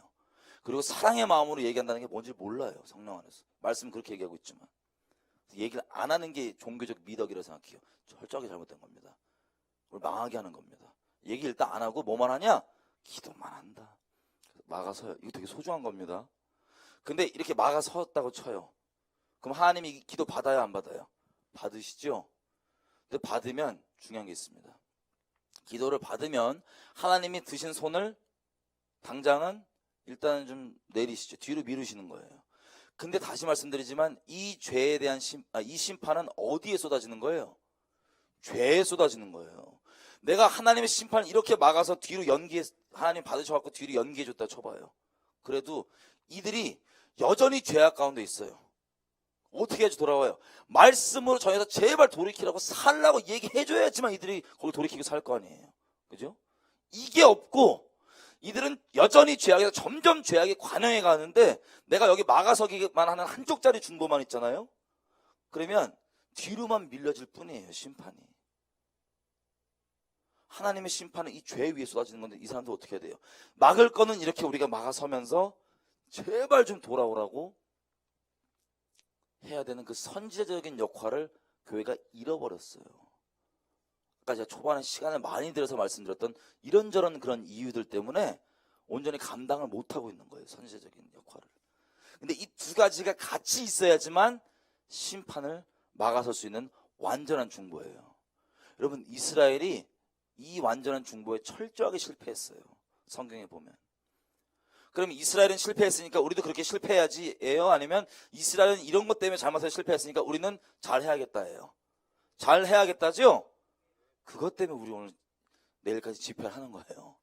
잘해야 되니까. 여러분, 그래서 이 양쪽짜리 중보, 예수님이 서기관과 바리새인 이런 사람들을 얘기할 때 아주 강력하고 맹렬하게 얘기하시죠. 독사의 새끼들아 이러면서 막. 그게 단순히 미워서라기보단 아주 충격요법으로 얘네들이 살길 바라서 말씀하시는 거예요? 아니면 그대로 죽어라 이놈들아 이런 말이에요? 살길 바라서 그러는 거예요. 제발 좀 돌이켜 생명을 얻으라고 마태복음 23장만 봐도 철저하게 죄를 딱딱딱 집어서 얘기해요. 미워서가 아니에요. 이 말 듣고 한 명이라도 돌이켜 살라 이거예요. 제발. 이렇게까지 얘기하시고 맹렬하게 이들 위해서 십자가 앞에서 어떻게 하셨어요? 하나님 앞에 기도할 때 막 놀리고 난리치는 이 사람들 보고 하나님 이놈들한테 죄 돌리지 마십시오. 이놈들은 지네가 뭘 하는지 모릅니다. 대신 막아서 하는 거예요. 이게 완전한 중보입니다. 이해가 되시죠? 근데 우리가 민족적 이 샘플을 우리가 예수님께서 보여주셨지만 민족적 차원에서 개인적 차원 이런 구원 차원 말고 민족적 차원에서 이스라엘은 실패했었어요. 성경의 구약들을 쫙 보면 그 대표적인 예가 뭐냐? 엘리야 시대 때 바알에게 무릎 꿇지 않았던 7천이 있습니다. 여러분, 바알에게 무릎 꿇지 않았던 7천은요 나쁜 숫자가 절대 아니에요. 근데 너무나 안타깝고 아쉬운 숫자입니다. 왜 그러냐? 7,000명뿐만 아니라 그 당시 때 시대를 돌아보면 이세벨이 있어요. 선지자들, 하나님의 말을 전하는 것들은 잡아 죽이는 거예요. 그냥 족족이. 그래서 타협한 선지자들만 돌아다닙니다. 몇백 명 되는. 나중에 그 당시 때 아합 왕한테 가서 아유 왕이시여 나가 싸우세요 이길 거예요. 이런 타협한 사람 듣기 좋아하는 소리만 해주는 타협한 선지자들 400명 이상 얘네들 빼놓고는 다 진짜 선지자들은 뭐 했어요? 죽였어요. 이세벨이. 근데 누누이 말씀드리지만 사람이 거룩해 될 수 있는 유일한 통로는 하나님의 말씀밖에 없습니다. 하나님의 말씀으로만 우리가 거룩해지는 겁니다. 하나님의 말씀을 들어야만 우리가 죄가 뭔지 알고 돌이켜 떠나서 거룩해지는 겁니다. 말씀 안에서만 거룩해지는 겁니다. 그 말씀을 막으면 어떻게 돼요? 큰일 나요. 회복이 안 되고 죄가 관영해 간다는 소리예요. 말씀이. 왜? 선지자적인 역할로 말씀이 못 나가니까. 근데 이 바알에게 무릎 꿇지 않은 7천은 엘리야는 또 막 얘기하잖아요. 그랬더니 아왕이나 이런 사람들이 이 이스라엘을 괴롭게 하는 놈은 아마 별의별 욕을 다 하고 싫어해요. 당연히 마음에 두기 싫으니까 싫어하겠죠. 그죠? 근데 엘리야가 혼자 그렇게 막 이 중보적인 역할을 하다가 너무 이제 절망해가지고 막 하나님께 그러잖아요. 하나님 다 죽었다고. 나 빼고 다 죽었다고. 근데 하나님이 아직 바알에게 무릎 꿇지 않은 7천이 있긴 있다. 그 7천이 뭔지 아세요? 이 지금 돌아가는 이 끔찍한 게 죄악인지 알고 아닌 걸 알아요. 개인적 차원에서. 그 나쁜 건 아니에요. 근데 대놓고 얘기하면 죽어요 안 죽어요? 죽고 피해가 있으니까 그냥 아유 이러고 있는 거예요. 여러분 정리를 하면요. 이세벨의 영은 옳은 얘기, 하나님의 얘기를 옳은 얘기들을 내가 피해볼까봐, 손해볼까봐 등등 어떠한 이유든 간에 껄끄러울까봐 등등등 사람을 두려워하거나 피해를 보던 간에 어떤 거 간에 어떤 이유로든 하나님의 말씀을 전하지 않는 것 있죠. 그게 이세벨의 영에 여러분이 당하고 있다는 소리예요. 빨리 돌아오세요. 빨리 터세요.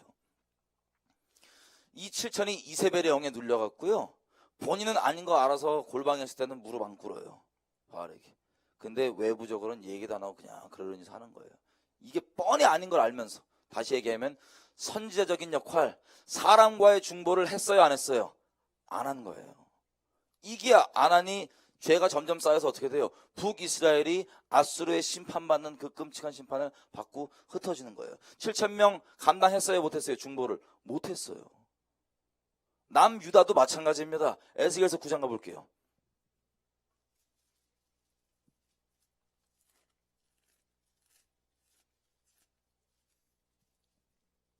에스겔서 9장.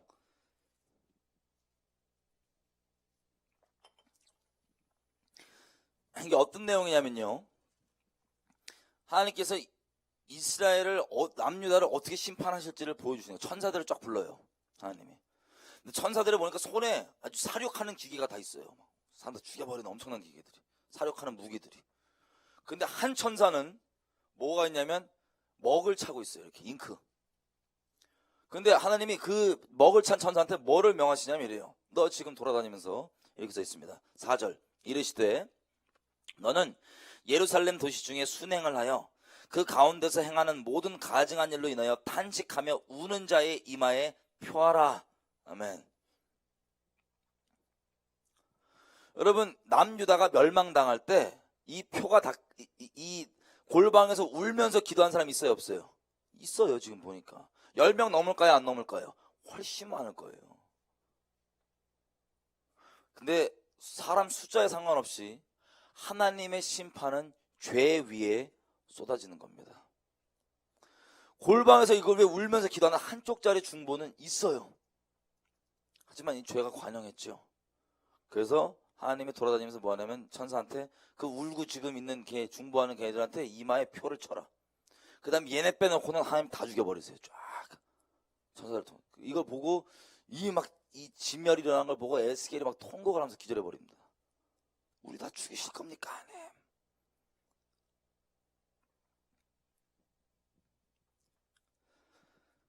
자, 마찬가지로 바알에게 무릎 꿇지 않았던 그 7천이요, 중보적인 역할을 감당하지 못해서 북이스라엘과 남유다가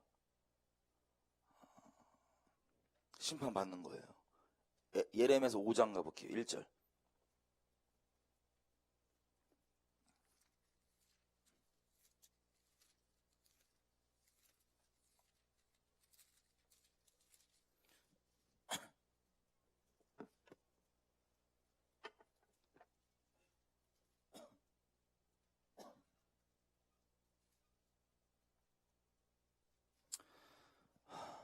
오 장 1절. 다 같이 읽겠습니다. 시작. 너희는 예루살렘 거리로 빨리 왕래하며 그 넓은 거리에서 찾아보고 알라. 너희가 만일 공의를 행하며 진리를 구하는 자를 한 사람이라도 찾으면 내가 이 도시를 용서해 줄 것이다. 아멘. 여러분, 에스겔과 지금 예레미야 동시대 사람이죠. 근데 골방에서는 한쪽짜리 중보를 많이 하고 있어요. 근데 그게 심판을 못 막는다고요. 그래서 예레미야가 뭐라고 얘기하시냐면, 네가 골방 말고 넓은 거리에서 하나님의 그 공의와 진리를 행하는 사람을 찾아봐라. 그런 애들이 있으면 내가 용서해 주겠다. 이게 무슨 뜻이냐? 숫자 노름, 1명, 10명 이런 숫자 노름을 하시는 게 아니고 걔네들이 있어야 죄를 돌이킬 수 있는 기회라도 있는 거예요. 이해가 되세요? 예레미야 먼저 그렇게 얘기하지만 다들 뭐라 그래요? 저 헛소리 하라고 이 돌이킬 수 있는 말씀을 다 막아버려요. 거짓 선지자들, 그 사람들이.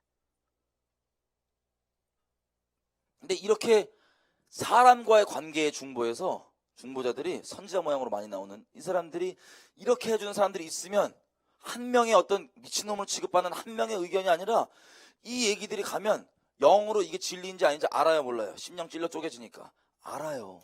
이게 돌아오면 아무리 죄인이라도 여러 명이 점점 그래. 그러면 회개할까요? 회개해요. 회개 움직임이 생겨나는 거예요. 그러면 하나님의 심판이 여기 있지만 굳이, 이게 바로 온전한 중보입니다.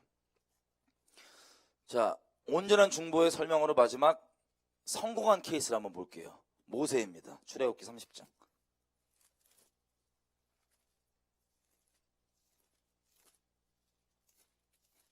출애굽기 30장.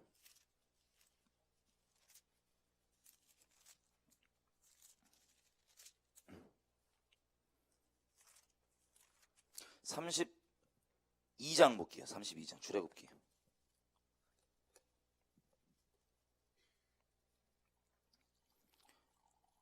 다 피셨나요? 자, 이따가 언제 얘기냐면요, 하나님과 이스라엘이 언약을 맺고, 지금 결혼식이에요. 언약을 맺고 이 결혼식 중에, 하나님과의 결혼식 중에 이게 어떤 의미일지 더 구체적으로 받아오기 위해서 모세가 시내산에 가서 하나님께 계명들을 받고 있었습니다. 그때 저 밑에 있던 산 밑에 있던 이스라엘 백성들이 하나님이 지어주신 금딱지, 애굽에서 나올 때 애굽 사람들로 하여금 금을 지어주게 하시거든요. 이게 아브라함에게 이미 창세기 15장에 예언하셨던 대로예요. 금을 쥐어갖고 나왔는데 그 금으로 하나님은 사람 보물 있는 곳에, 재물 있는 곳에 사람 마음이 있다고 그 금으로 하나님과 마음을 교제하기 위해서 금도 은도 다 하나님 건데 맡기기도 하고 뺏기도 하고 하시는 거거든요. 근데 그거를 이제 맡겨놨단 말이에요. 마음 나누라고. 그래서 자원하는 심령으로 이 성막, 나랑 같이 살 요 신방을 지을 때 같이 자원하는 심령을 내라, 그렇게 마음을 나누려고 맡겨놨는데 이 인간들이 남아갖고 뭐예요? 당장 모세 없으니까 금딱지 가지고 금송아지 만들어서 이게 우리를 애굽에서 건져낸 여호와라 라고 금딱지 우상에다가, 금송아지 우상에다가 여호와란 이름을 붙이고 우상 숭배를 해요.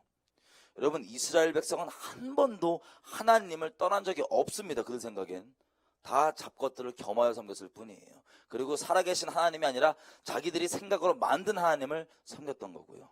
이것도 우리가 추후에 보겠습니다. 다른 세션에.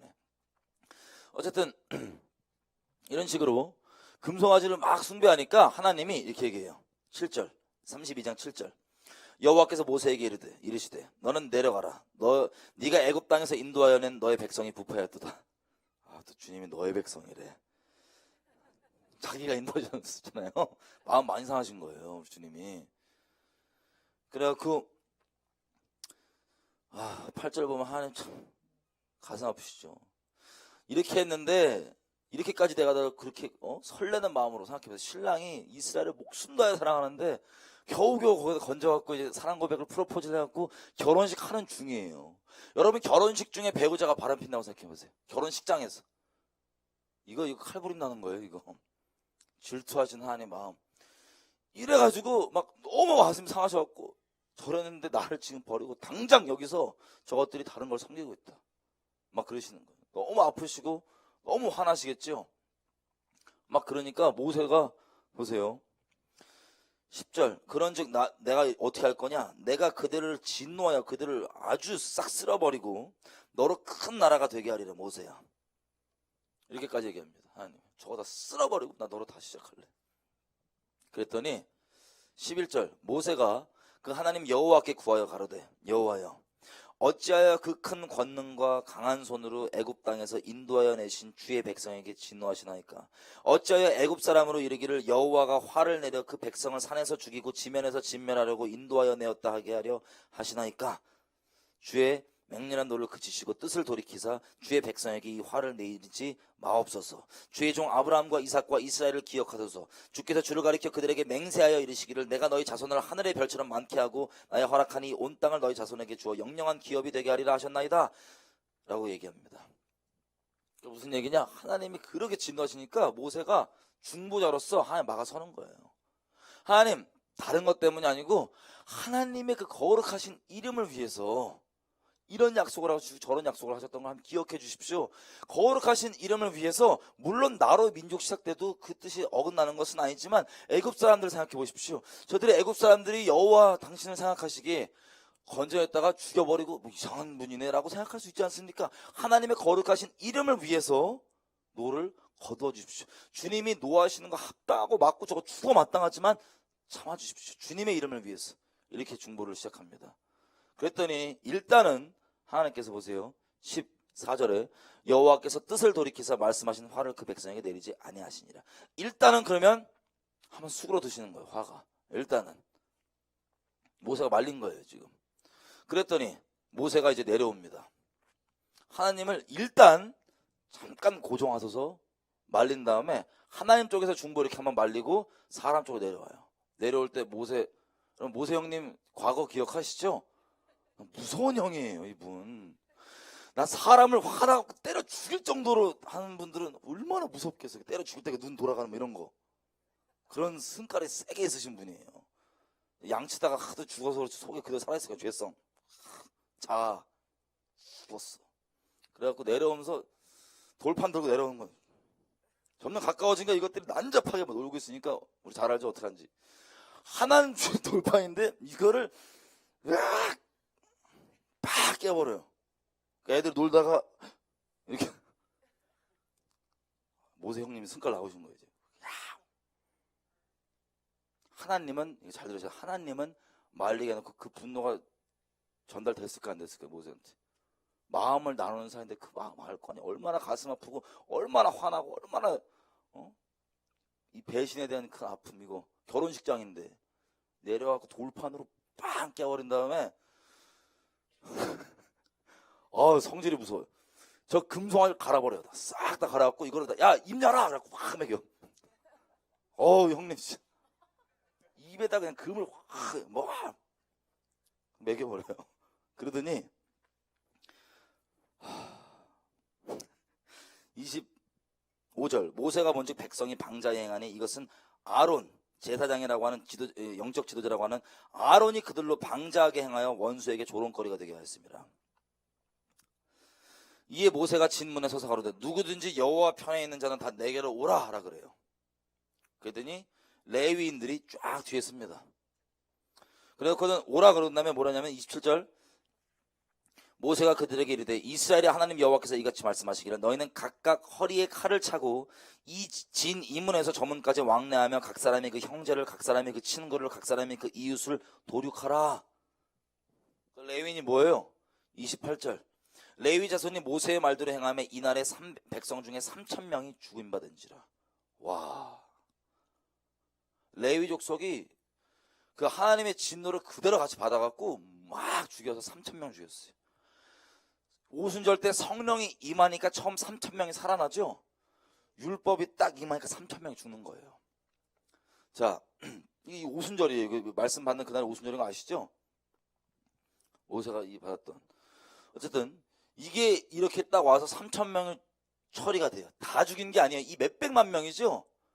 이 몇백만 명 중에 3,000명이 처리가 딱 돼요. 죽어요. 그 다음에 다시 모세가 하나님께로 올라갑니다. 31절 여호와께로 다시 나아가 여짜오되 슬프도소이다. 이 백성이 30절에 이렇게 얘기해요. 모세가 백성에게 이르되 너희가 큰 죄를 범하였다. 이제 내가 여호와께로 올라가서 너희의 죄를 속할까 하노라. 혹시 봐주실지 모르겠지만 내가 가서 해보겠다. 내 큰 잘못한 거야 라고 죄를 깨우쳐줘요. 그리고 모세가 올라가서 31절에 여호와께로 다시 나아가 여짜오되 슬프도소이다. 이 백성이 자기들을 위하여 금신을 만들었사오니 큰 죄를 범하였나이다.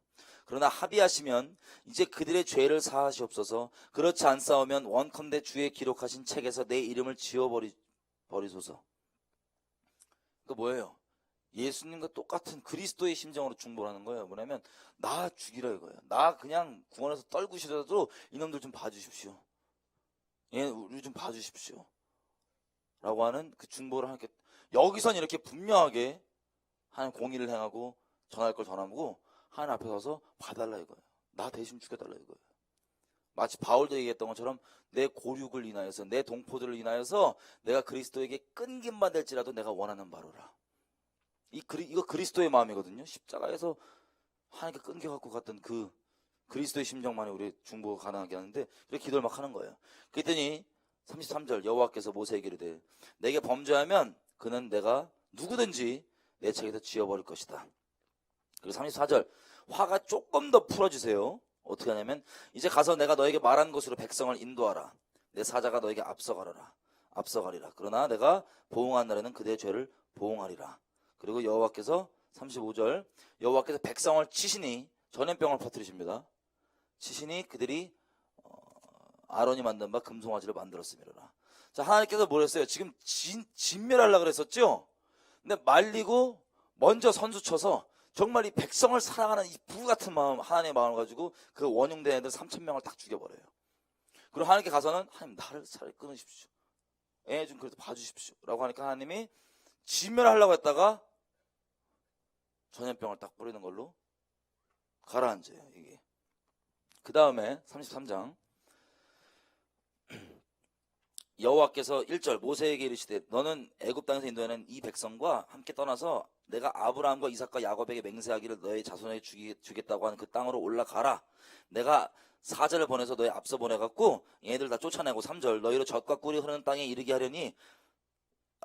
하려니와 나는 너희와 함께 올라가지 아니하리니 너희는 목이 곧은 백성인즉 내가 중로에서 너희를 진멸할까 염려함이라.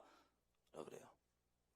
어디까지 하나님 마음에 수그러들었냐면, 그래, 그러면 내가 다 가서 길 닦아주고 준비해놓고 예비해놓을 테니까, 들어갈 수 있게 해놓을 테니까 들어가. 젖과 꿀이 흐르는 땅 내가 약속한 거 들어가. 난 안 갈 거야. 니네끼리 들어가. 여기까지 지금 하나님 화가 내려앉으신 거예요. 그랬더니 보세요. 또 모세가 하나님 마음을 탁 잡아갖고 4절 이걸 또 전합니다. 백성이 황송한 마음을 듣고 슬퍼하여 한 사람도 그 몸을 단장하지 아니하니 5절 여호와께서 모세에게 이르시기를 이스라엘 자손에게 이르라 너희는 목이 곧은 백성인즉 내가 순식간이라도 너희 중에 행하면 너희를 진멸하리니 너희는 단장품을 제하라. 그리하면 내가 너희에게 어떻게 할 일을 알겠노라 하셨습니다. 그러니까 뭐냐면 단장품을 제하고 일단 있어보라 이거예요. 그럼 내가 좀 생각해보겠대요. 하나님께서 하시는 말이에요. 생각해보겠다 이거예요. 단장품을 제하는 게 무슨 뜻인지 아세요? 여러분 혹시 이런 거 아세요? 그 남녀가 길에서 연인이 헤어졌어. 여자가 너무 슬퍼. 헤어졌으니까. 그 눈물이 팍 나는 거예요. 막 너무 슬프니까 길에서. 막 근데 지나가는 사람 다 쳐다보잖아요. 쳐다보는데 막 울면서 거울 꺼내갖고 마스카라 번진대. 울면서 계속 마스카라. 이 마음 뭔지 아세요? 참 인간의 죄성의 본질인데 꼭 여자를 예를 들어서 죄송해요. 이게 가장 이해하기 쉬워서 그래요. 이게 인간의 죄성의 본질인데 아무리 슬픈 게 실제라도 다른 사람이 날 좋게 봐주고 이쁘게 봐주고 이게 우리 죄성의 본질입니다. 그래서 단장품 화장 울면서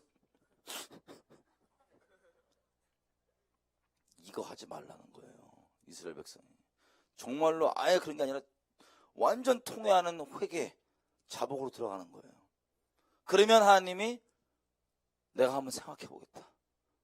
그래서 이스라엘 백성들이 진짜 단장품 다 제하고 외모 이런 거 신경 안 쓰고 진짜 막 통곡하는 거예요. 막. 제사장들이 재뿌리고 막 그런 의미가 있어요. 남에게 잘 보이는 게 아니고 그냥 다 망쳐버리고 그냥 시작하는 거예요. 그냥 어떻게 보든 간에. 자 그렇게 막 하니까 11절 모세가 이제 아닙니다. 이렇게 12절 모세가 이제 하나님께 다시 나갑니다. 중보를 왔다 갔다 하면서 계속 하는 거예요. 모세가 여호와께 고하되 보시옵소서 주께서 나더러 이 백성을 인도하여 올라가라 하시면서 나와 함께 보낼 자를 내게 지시하지 아니하셨나이다. 주께서 전에 말씀하시기를 나는 이름으로도 너를 알고 너도 내 앞에 은총을 입었다 하였사온즉 내가 정말 은총 입은 게 맞으면 나로 하여금 주의 목전에 은총을 입게 하시며 이 족속을 주의 백성으로 여기소서. 자기에게 약속한 축복들 이런 거 있잖아요. 정말 나를 그렇게 은총히 여겨주신다면 다른 거 다 괜찮고요. 얘네를 하나님 소유로 생각해 주십시오. 이 백성을. 자기에게는 모든 축복을 다 돌려버립니다. 여기로. 이 백성들을 위해서. 그랬더니 여호와께서 14절 편히 가라. 내가 친히 갈 것이다. 같이 가겠다. 그리고 16절 나와 주의 백성이 주의 목전에 은총 입은 줄 무엇으로 알리까? 주께서 우리와 함께 행하심으로 나와 주의 백성을 천하 만민 중에 구별하심이 아니니까. 하나님의 마음에 쏙 드는 얘기를 하는 거예요. 하나님을 감동시키는 거예요. 우리 기도 그냥 이거 해주세요 저거 해주세요 왜 안 해주세요 이런 차원의 기도가 아니고요. 하나님이 그 본질적 마음 깊은 곳에 너무나 화나셨고 거룩하셔서 이걸 그냥 넘어갈 수 없는 분이시지만 마음 깊은 곳에 무엇을 원하는지 알고 얘기하는 거예요. 하나님 우리에게 은총 주신다고 그렇게 말씀하셨는데 우리가 은총 받은 게 뭡니까? 젖과 꿀을 흐르는 땅에 있는 거, 잘 먹고 잘 사는 거, 잘 되는 거, 그게 우리에게 은총이 아닙니다. 하나님과 우리가 함께하는 거, 우리가 당신과 함께하는 게 은총 아닙니까? 하나님 감동 확 시키는 거예요. 울컥하셨을 거예요. 하나님 모세 때문에 울컥하신 거예요. 내가 어떻게 하지 본다 이러는데 울컥한 거예요. 그래서 하나님이 감사하게 드디어 17절 여호와께서 모세에게 이르시되 너희 말하는 이 일도 내가 하리니 너는 내 앞에서 은총을 입었고 내 이름으로도 너를 알미니라. 그리고 모세가 더 이제 들이대죠. 모세가 가로되 원컨대 주의 영광을 내게 보이소서. 여호와께서 가라사대 내가 나의 모든 선한 형상으로 네 앞으로 지나가게 하고 여호와의 이름을 너의 앞에서 반포하리라. 나는 은혜 줄 자에게 은혜를 베풀고 긍휼히 여길 자에게 긍휼을 베푸느니라. 아멘. 아멘. 이렇게 중보가 완성이 돼서 이스라엘 백성이 진멸당하지 않고 약속의 땅까지 들어갑니다. 여러분, 이게 성경에 나오는 완성된 민족 단위로서 완성된 중보예요. 완전한 중보. 한쪽만을 위하지 않고 양쪽을 위하는 거 보셨죠? 여러분, 우리가 개인적 차원에서 이제 구원받고 전도하는 이게 이제 너무 익숙해 있고 나라나 민족 차원에서는 많이 가려져 있다 보니까 이게 약간 생소할 수 있습니다. 뭐 3,000명이나 죽고 막 이런 게 생소할 수 있어요. 여러분, 하나님의 보좌의 기초는 공의입니다. 공의.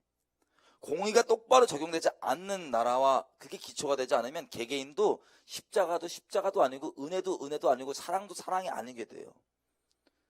하나님의 십자가는 무서운 공의가 쏟아진 거예요. 쇼한 게 아니라고요.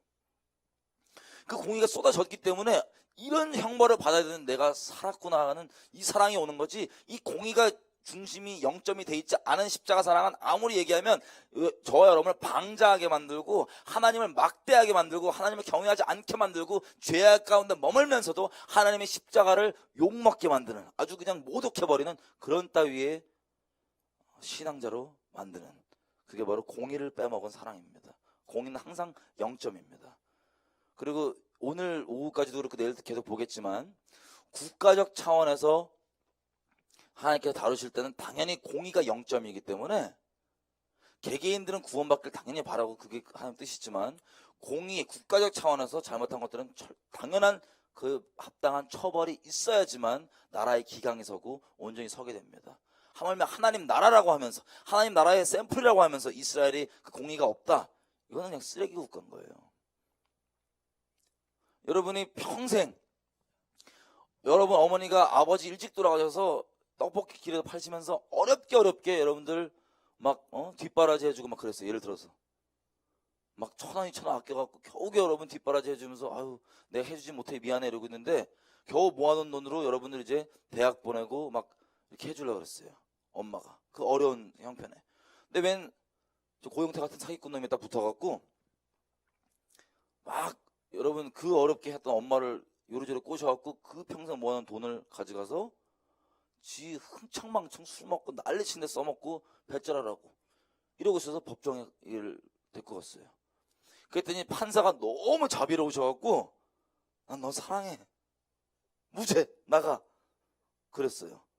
그럼 여러분 그 집안에게는 어떤 마음이 생기겠어요? 이 나라가 공의로워요? 그 판사가 선한 분으로 여겨져요? 쓰레기예요. 나라가 쓰레기라고요. 그러면 욕먹고 그냥 없어져야 될 나라예요. 하나님의 보좌의 기초는 공의입니다. 이해되세요? 이 공의가 대한민국 그리고 이 교회 아예 사라져 있어요. 그래서 다윗도 죽을 때 마지막 유언, 조금만 더 할게요. 마지막 죽을 때 유언이 혹시 기억나세요? 솔로몬한테 이거예요. 불러갖고 야 일로 와봐라. 요놈은 반드시 네가 죽여야 된다. 여러분 노망 들어서 미쳤어요 다윗이? 다윗 하나님의 사람이에요. 하나님 마음에 합한 자예요. 하나님께 유일하게 내 마음에 합한 자다라고 한 사람이에요. 물론 실수도 있었고 잘못도 있었지만 하나님 마음에 합한 다윗이 평생을 하나님 사랑해서 그렇게 동행했던 다윗이 자기 자손에게 자기 자식에게 물려주면 가장 소중한 거 물려줄 거 아니에요. 가장 값진 것, 왕으로서 아버지로서. 그게 뭐냐? 공의를 완성하라예요. 이놈 내가 처리 못했다. 반드시 얘들을 처리를 해야 된다. 그래갖고 솔로몬이 왕 되자마자 여러 모양으로 얘들을 지혜롭게 딱 처리를 하면서 죽입니다. 그때 성경이 뭐라고 써있는지 아세요? 이로써 솔로몬 안에서 이스라엘이 강건하여 지니라.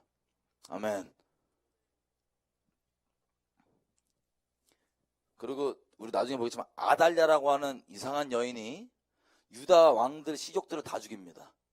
그때 남아서 제사장들이 아달랴 그 반란 세력들을 다 죽여버려요. 그랬더니 성경에 뭐라고 됐냐? 이로써 이스라엘이 강건하여 지니라. 이 공의가 우리를 잃어버리고 있습니다.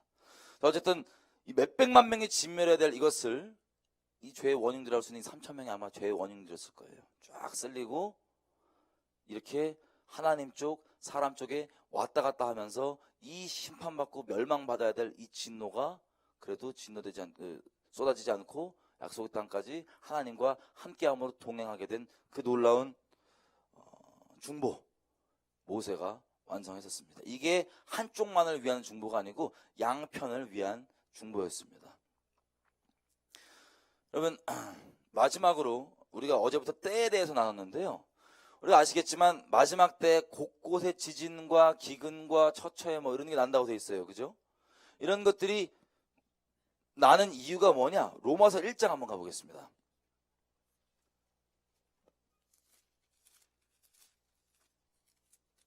여러분, 만약에 어떤 나라에 큰 지진이 나서 엄청난 어려움이 있어요. 뭐 쓰나미가 크게 덮쳐갖고 엄청난 어려움이 있어요. 전쟁이 나서 막 재앙이 있어요. 이거 하나님과 상관 있는 걸까요? 아니면 상관 없는 걸까요? 있죠? 우리가 처음 읽었던 아모스서 보면 6절에 뭐라고 되어 있어요? 여호와께서 시키신 것이 아니고야 재앙이 어떻게 임할 수가 있겠느냐라 그러죠? 근데 중요한 건 그 재앙이 임하기 전에 자기 종 선지자들에게 알려주시지 않고는 결코 행하심이 없느니라. 왜? 하나님이 그 재앙을 행하시기 전에 그 재앙을 내는 것 자체가 하나님이 원하시는 바가 아니에요. 어떻게 하든 그들이 재앙 내리기 전에 재앙은 예비되어 있지만 살기를 원하시는 그 마음 때문에 자기 종 친구들에게 제발 나 좀 말려달라고 얘기하시는 거 없이는 그런 일이 일어나지 않는다는 겁니다. 그러면 여러분들에게 꿈이건 환상이건 뭐든 간에 어떤 재앙에 대해서 하나님께서 얘기를 해주세요. 그럼 그 이유가 뭘까요? 야, 나 어제 꿈에 큰일 나는 거 봤어. 넌 봤니? 이런 것 때문이 아니에요. 하나님의 마음에 제발 나 좀 말려달라고 자기 친구들에게 막 절규를 하시는 겁니다. 나 이대로 칠 수밖에 없다고. 근데 놀랍게도요, 이 마지막 때는 곳곳에 전쟁과 기근과 막 이런 게 난다고 돼 있잖아요. 그게 왜 나냐? 하나님의 다 허락하시는 건데, 그러면 그 재앙들이 나기 전에 자기 친구들한테 얘기할까요, 안 할까요? 합니다. 근데 그게 왜 나는 줄 아세요? 전 분명히 이렇게 정했어요.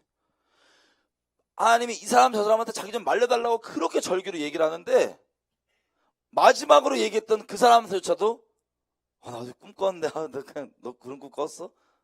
나 하나님과 이렇게 교제한다? 라는 이 정도 수준으로 그냥 끝나면 재앙이 나가는 거예요. 마지막 그 사람이 하나님께서 절규를 제발 나 좀 말려달라고 얘기했던 그 절규의 마지막으로 외쳤던 그 사람이 하나님의 마음 없이 그냥 져버린 거예요. 하나님의 뜻을. 그럼 그게 일어나는 거예요. 그대로, 그 모양 그대로, 그 끔찍한 재앙 모양 그대로. 하나님이 그걸 원치 않으십니다. 자, 로마서 1장에 보면 특별히 이런 내용이 있어요. 1장 18절부터 보면 하나님의 진노가 불의로 진리를 막는 사람들의 모든 경건치 않음과 불의에 대하여 하늘로부터 쫓아나나니. 자, 무슨 뜻입니까? 하나님의 심판이 어떻게 임하는지를 설명을 해주기 시작합니다. 하나님의 심판이 어떻게 나오는지를 얘기를 해줘요. 근데 처음부터 얘기하지만 18절에 보면 이렇게 돼 있죠. 불의로 진리를 막는 사람들에 인하여서 심판이 쏟아진다, 쉽게 얘기하면. 그러니까 진리를 막아서는 게 있으면 심판이 쏟아진다는 거예요. 근데 이 심판이 어떻게 쏟아지는지 이 진도의 내용이 나오는데요. 첫 번째는 하나님이 살아계신 걸 알고도 하나님을 하나님 자리에, 우리 신랑 되신 그분께 신랑 자리에 마음에 두지 않고 다른 것들, 다른 형상들, 아니면 무형적일지라도 어쨌든 하나님이 아닌 것들, 뭐 쾌락부터 시작해서 무형적일지라도 하나님이 아닌 것들을 하나님 자리에 두면 신랑이 아니라 다른 놈을 신랑 자리에 둔 거니까 영적으로 음란하는 거예요. 그래서 이스라엘이 우상 숭배하면 하나님이 맨날 음란히 다른 신을 섬겼다고 얘기하고 너희가 음행하였다고 얘기하는 거예요. 영적으로 음란하니까, 신랑 자리에 다른 걸 두니까. 근데 하나님이 아닌 다른 걸 두면 영적으로 음란한 상태이기 때문에 당연히 육적으로 음란함이 나오겠죠. 여러분, 영혼육 너무 따로 이렇게 따로 생각하실 필요 없어요. 사람이라는 존재는 영혼, 육 합쳐서 하나예요. 하나님이 삼위일체이시듯이 쉽게 얘기하면. 근데 영적으로 음란한 건 당연히 연결되어 있는 거예요. 육체로. 그래서 육체 음란함이 그래서 나옵니다. 육체 음란함이 나오는데 회개하지 않고 그대로 음란함 가운데 머물고 있으면 이 죄성이 발전해요. 뭘로? 더 자세하게 얘기해보면 우리가 이미 사회를 돌아보면서 알겠지만 당연히 간음하면 돼요, 안 돼요? 안 돼요. 사회 법이 갑자기 간음은 이건 괜찮은 거 자기한테 알아서 하라 그래 라고 불법인 것을 없애버린, 불법이 아니게 만들어버립니다. 그러면 이 죄인들이 거기에 담대함을 얻고 간음을 막 저지르려고 사는 거예요. 법적으로 문제는 아니잖아. 예를 들면 이렇게 가다가 간음 뭐 막 나오다가 이제 이게 어디로까지 발전하냐면 동성욕으로까지 발전해요. 같은 이 남자가 남자를 보고 이 발정 나듯이 동물이 성욕이 부를 듯 일어나고 여자가 여자를 보고 성욕이 부를 듯 일어나는 성경 기록된 내용이에요. 저 이상하게 보지 마세요. 우리가 안 읽어서 그렇지 로마서 우리가 읽으려고 하는 그 부분에 기록되어 있습니다. 그렇게 된다는 거예요. 이렇게 발전을 하는 거예요.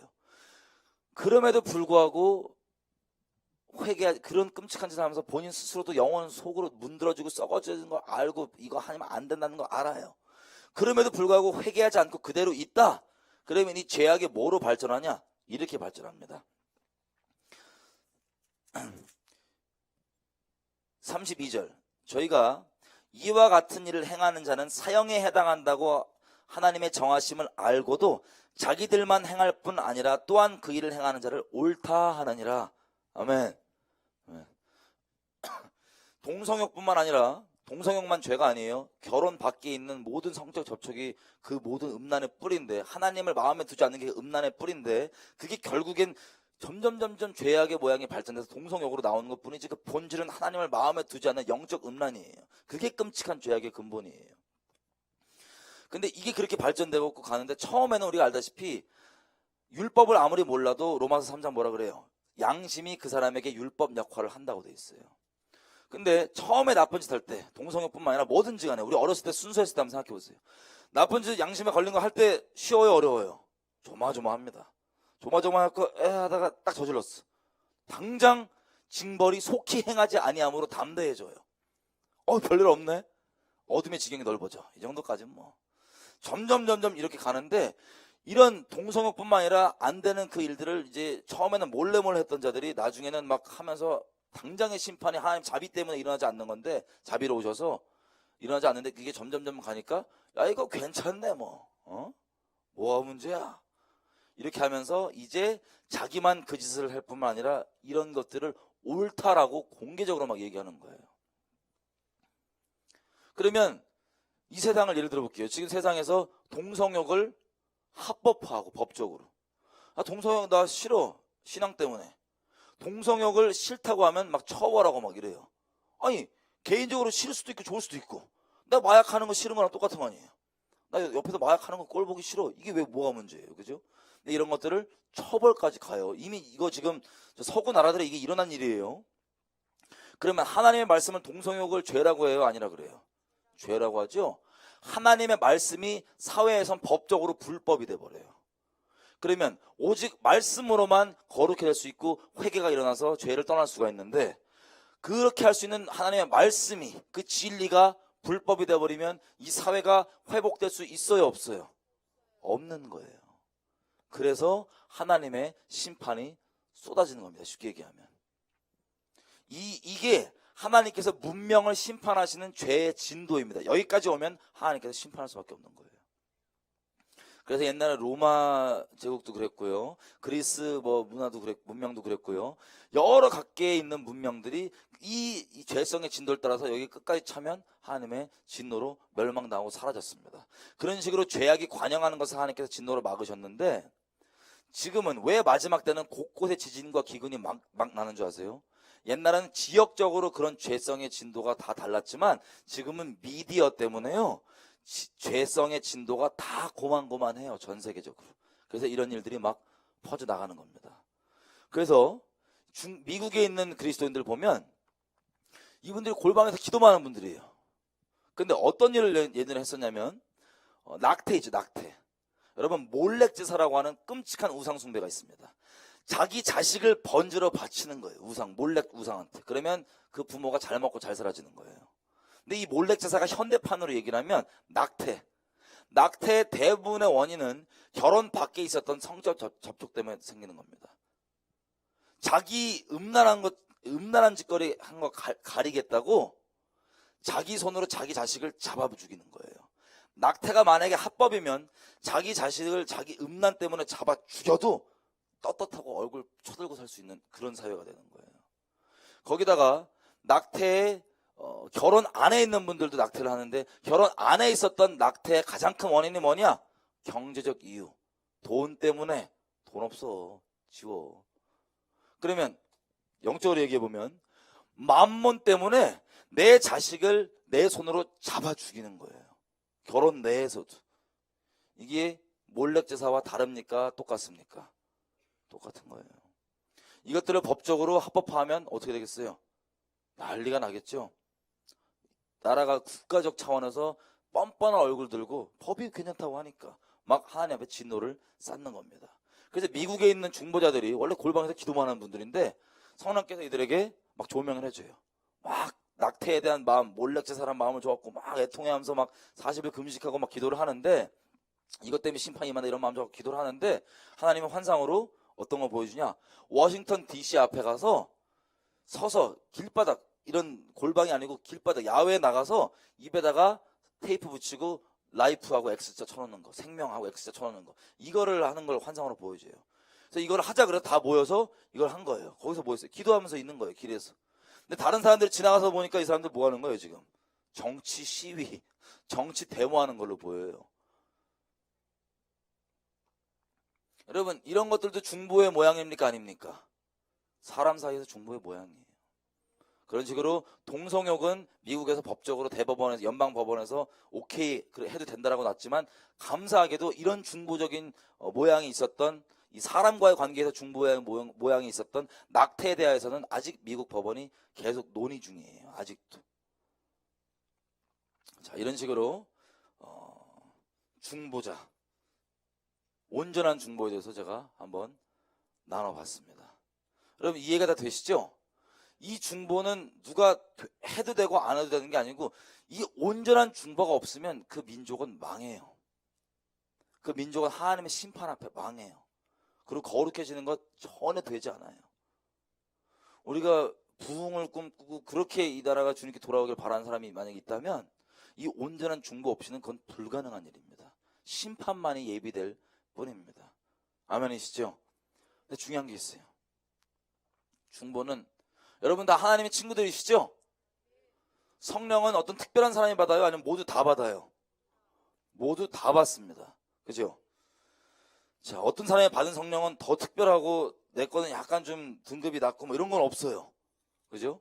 다 동일한 성령을 받습니다. 근데 요한복음에 제가 이거 읽어드릴게요. 16장 7절부터 8절부터 그가 와서 성령이 오시면 죄에 대하여 의에 대하여 심판에 대해서 세상을 책망하시리라. 성령이 처음 오시면 하는 일입니다. 선지자의 영이에요. 그리고 이것들이 뭐냐면 13절, 진리의 성령이 오시면 그가 너를 모든 진리 가운데로 인도하시고 그가 자기의 뜻을 말하지 않고 오직 듣는 것을 말하시며 장래의 일을 너희에게 알리시리라. 그리고 14절, 그가 예수의 영광을 나타내시리라. 이게 성령의 특성입니다. 성령은 오셔서 우리 잘나게 만드는 게 아니고 예수의 영광을 나타내시고, 그리고 모든 진리 가운데로 인도하시고, 쉽게 얘기하면 성경을 더 깊게 열어주신다고 이해해도 쉬워요. 모든 진리 가운데로 우리를 인도하시고 분별케 하시고, 무엇보다 장래일을 알게 해주신대요. 자, 여러분들 다 성령 받으셨어요? 아직 안 받으시면 오늘 받으면 됩니다. 지금 여러분 성령이 임하면 다 하나님의 친구들이시죠? 아멘입니다. 한 가지 조건만 있으면 돼요. 뭐냐? 예수님이 우리가 죄인인 거 아세요, 모르세요? 우리만 알고 있는, 남에게 다 얘기 못한 그 끔찍한 죄악들, 그리고 내 마음속에 부글거리는 이 죄성들 다 알아요, 몰라요? 훤히 아십니다. 바로 코앞에 있는 것처럼 아십니다. 근데 너무 감사한 건 뭔지 알아요? 그걸 알아서 에휴 더러운 놈, 에휴 가증한 놈, 이렇게 우리를 실어버리지 아니하시고요, 그걸 알면서 내가 그래서 십자가에서 다 이뤘어. 그래서 내가 온 거야. 내 공로 의지하고 내게로 와라.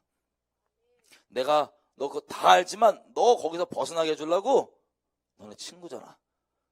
내가 내 목숨 기꺼이, 아까워서 마지못해서가 아니고 내게 소중한 가장 내 목숨 널 위해 기꺼이 준 거야. 내 인생 통째로 널 위해서, 나 태어나기 전부터 준비해서 널 위해 내가 다 바친 거야. 넌 내 친구야. 여러분, 이 사랑 안에 우리도 동일하게 하나님, 나도 하나님 목숨 다해 사랑하고 싶습니다. 내가 이 놀라운 목숨 다한 사랑 받고 나 이 세상 살면서 대충 잘 먹고 잘 살게 해주세요, 이것만 일어나지 않게 해주세요, 이런 하나님 마음 아프게 하는 그런 한심한 기도하지 않고, 갑갑한 기도하지 않고, 하나님께서 감동받으시는, 하나님과 정말 마음 깊은 곳까지 나누고 교제하면서 하는 하나님의 친구로 살기 원합니다. 그리고 이 땅 가운데 하나님의 자비의 통로, 하나님의 생명의 통로로, 하나님의 친구로, 하나님의 선제로 살기 원합니다. 남에게 잘난 체하고 뭐 그런 게 아니고 하나님의 친구로서 마음 나눠가면서 마음이 합해진 자로 살기 원합니다. 외국에 제가 이 나라 저 나라 다녔더니요, 마지막 때가 돼서 거의 다 이렇게 심판이 선고가 돼 있어요. 근데 심판이 선고가 돼 있으면 하나님은 이렇게까지 얘기한 것처럼 우리가 사랑으로 반응해서 어떻게든 한 영혼이라도 건지시고 이 심판이 일어나는 걸 원치 않으셔서 우리에게 그 마음을 막 절기로 나눠주시잖아요. 근데 가슴 아팠던 건 많은 분들이 교회에서 하나님의 음성을 듣는다고 하면서도 그 하나님의 마음을 헤아리는 게 아니라, 와, 기름 부으심 있네 없네, 그거 누가 한 말이냐, 예언 몇 번 맞췄냐, 이런 거에밖에 관심 없거나, 혹시 이 말을 들어도 하나님의 마음엔 관심 없고, 야 빨리 짐 싸갖고 나 이민 가야지, 나 빨리 나 저 사재기 해놔야지, 이런 자기 육적인 거밖에 관심이 없는 이런 걸 보고 너무나 가슴 아픈 거예요. 더더군다나 이제 미국을 갔는데 미국 서부에서 큰 이 지진에 대해서 예언이 막 심판이 선고돼 있을 때였습니다. 그때 갔더니 안 믿는 일반 사람이 꿈에서 큰 지진이 나는 걸 봤는데 그게 무슨 뜻인지 모르겠대요. 그러면 하나님이 그 사람 살리고 싶어요? 안 살리고 싶어요? 그걸 누가 얘기해 줄 수 있어요? 하나님의 자녀들인 우리가 하나님의 마음 따라서, 너 그거 이게 곧 일어났는데 너 이제라도 생명 건지고 주님께 돌아와야 되라고 얘기해야 돼요, 안 해야 돼요?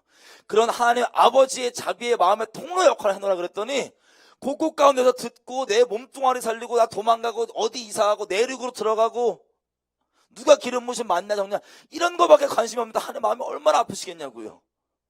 하나님 지금도 그 마음 깊은 곳에 있는 것들을 나누고 하나님 쪽과 사람 쪽에서 온전한 중보로 하나님의 뜻을 이뤄드릴 그 친구들을 찾고 있습니다. 같이 기도 좀 했으면 좋겠어요. 그냥 기도할 때요, 하나님, 내가 자격이 있어서 가는 거 아닙니다. 자격이 있어서 친구 되는 거 아닙니다. 그죠? 하나님이 다 이뤄놓으셨기 때문에, 예수님이 다 이뤄놓으셨기 때문에 나 뻔뻔하고 자격 없지만 이제라도 나도 주님에서 내 목숨 드리며 가기 원합니다. 내가 주님만 순결히 사랑하기 원합니다. 내가 사랑했던 모든 것들, 내 몸뚱아리 위한 것 이거저거 다 말고 나도 하나님이 나를 그렇게 사랑해 준 것처럼 나도 하나님만 사랑하면서 하나님의 친구로 이 땅 가운데 그런 하나님의 자비의 통로로 살기 원합니다. 내게 성령을 부어주시고 마음껏 부어주십시오. 마음껏 성령으로 교통하여 주십시오. 성령의 권능을 부어주십시오. 주여 한번 외쳐 기도하시겠습니다.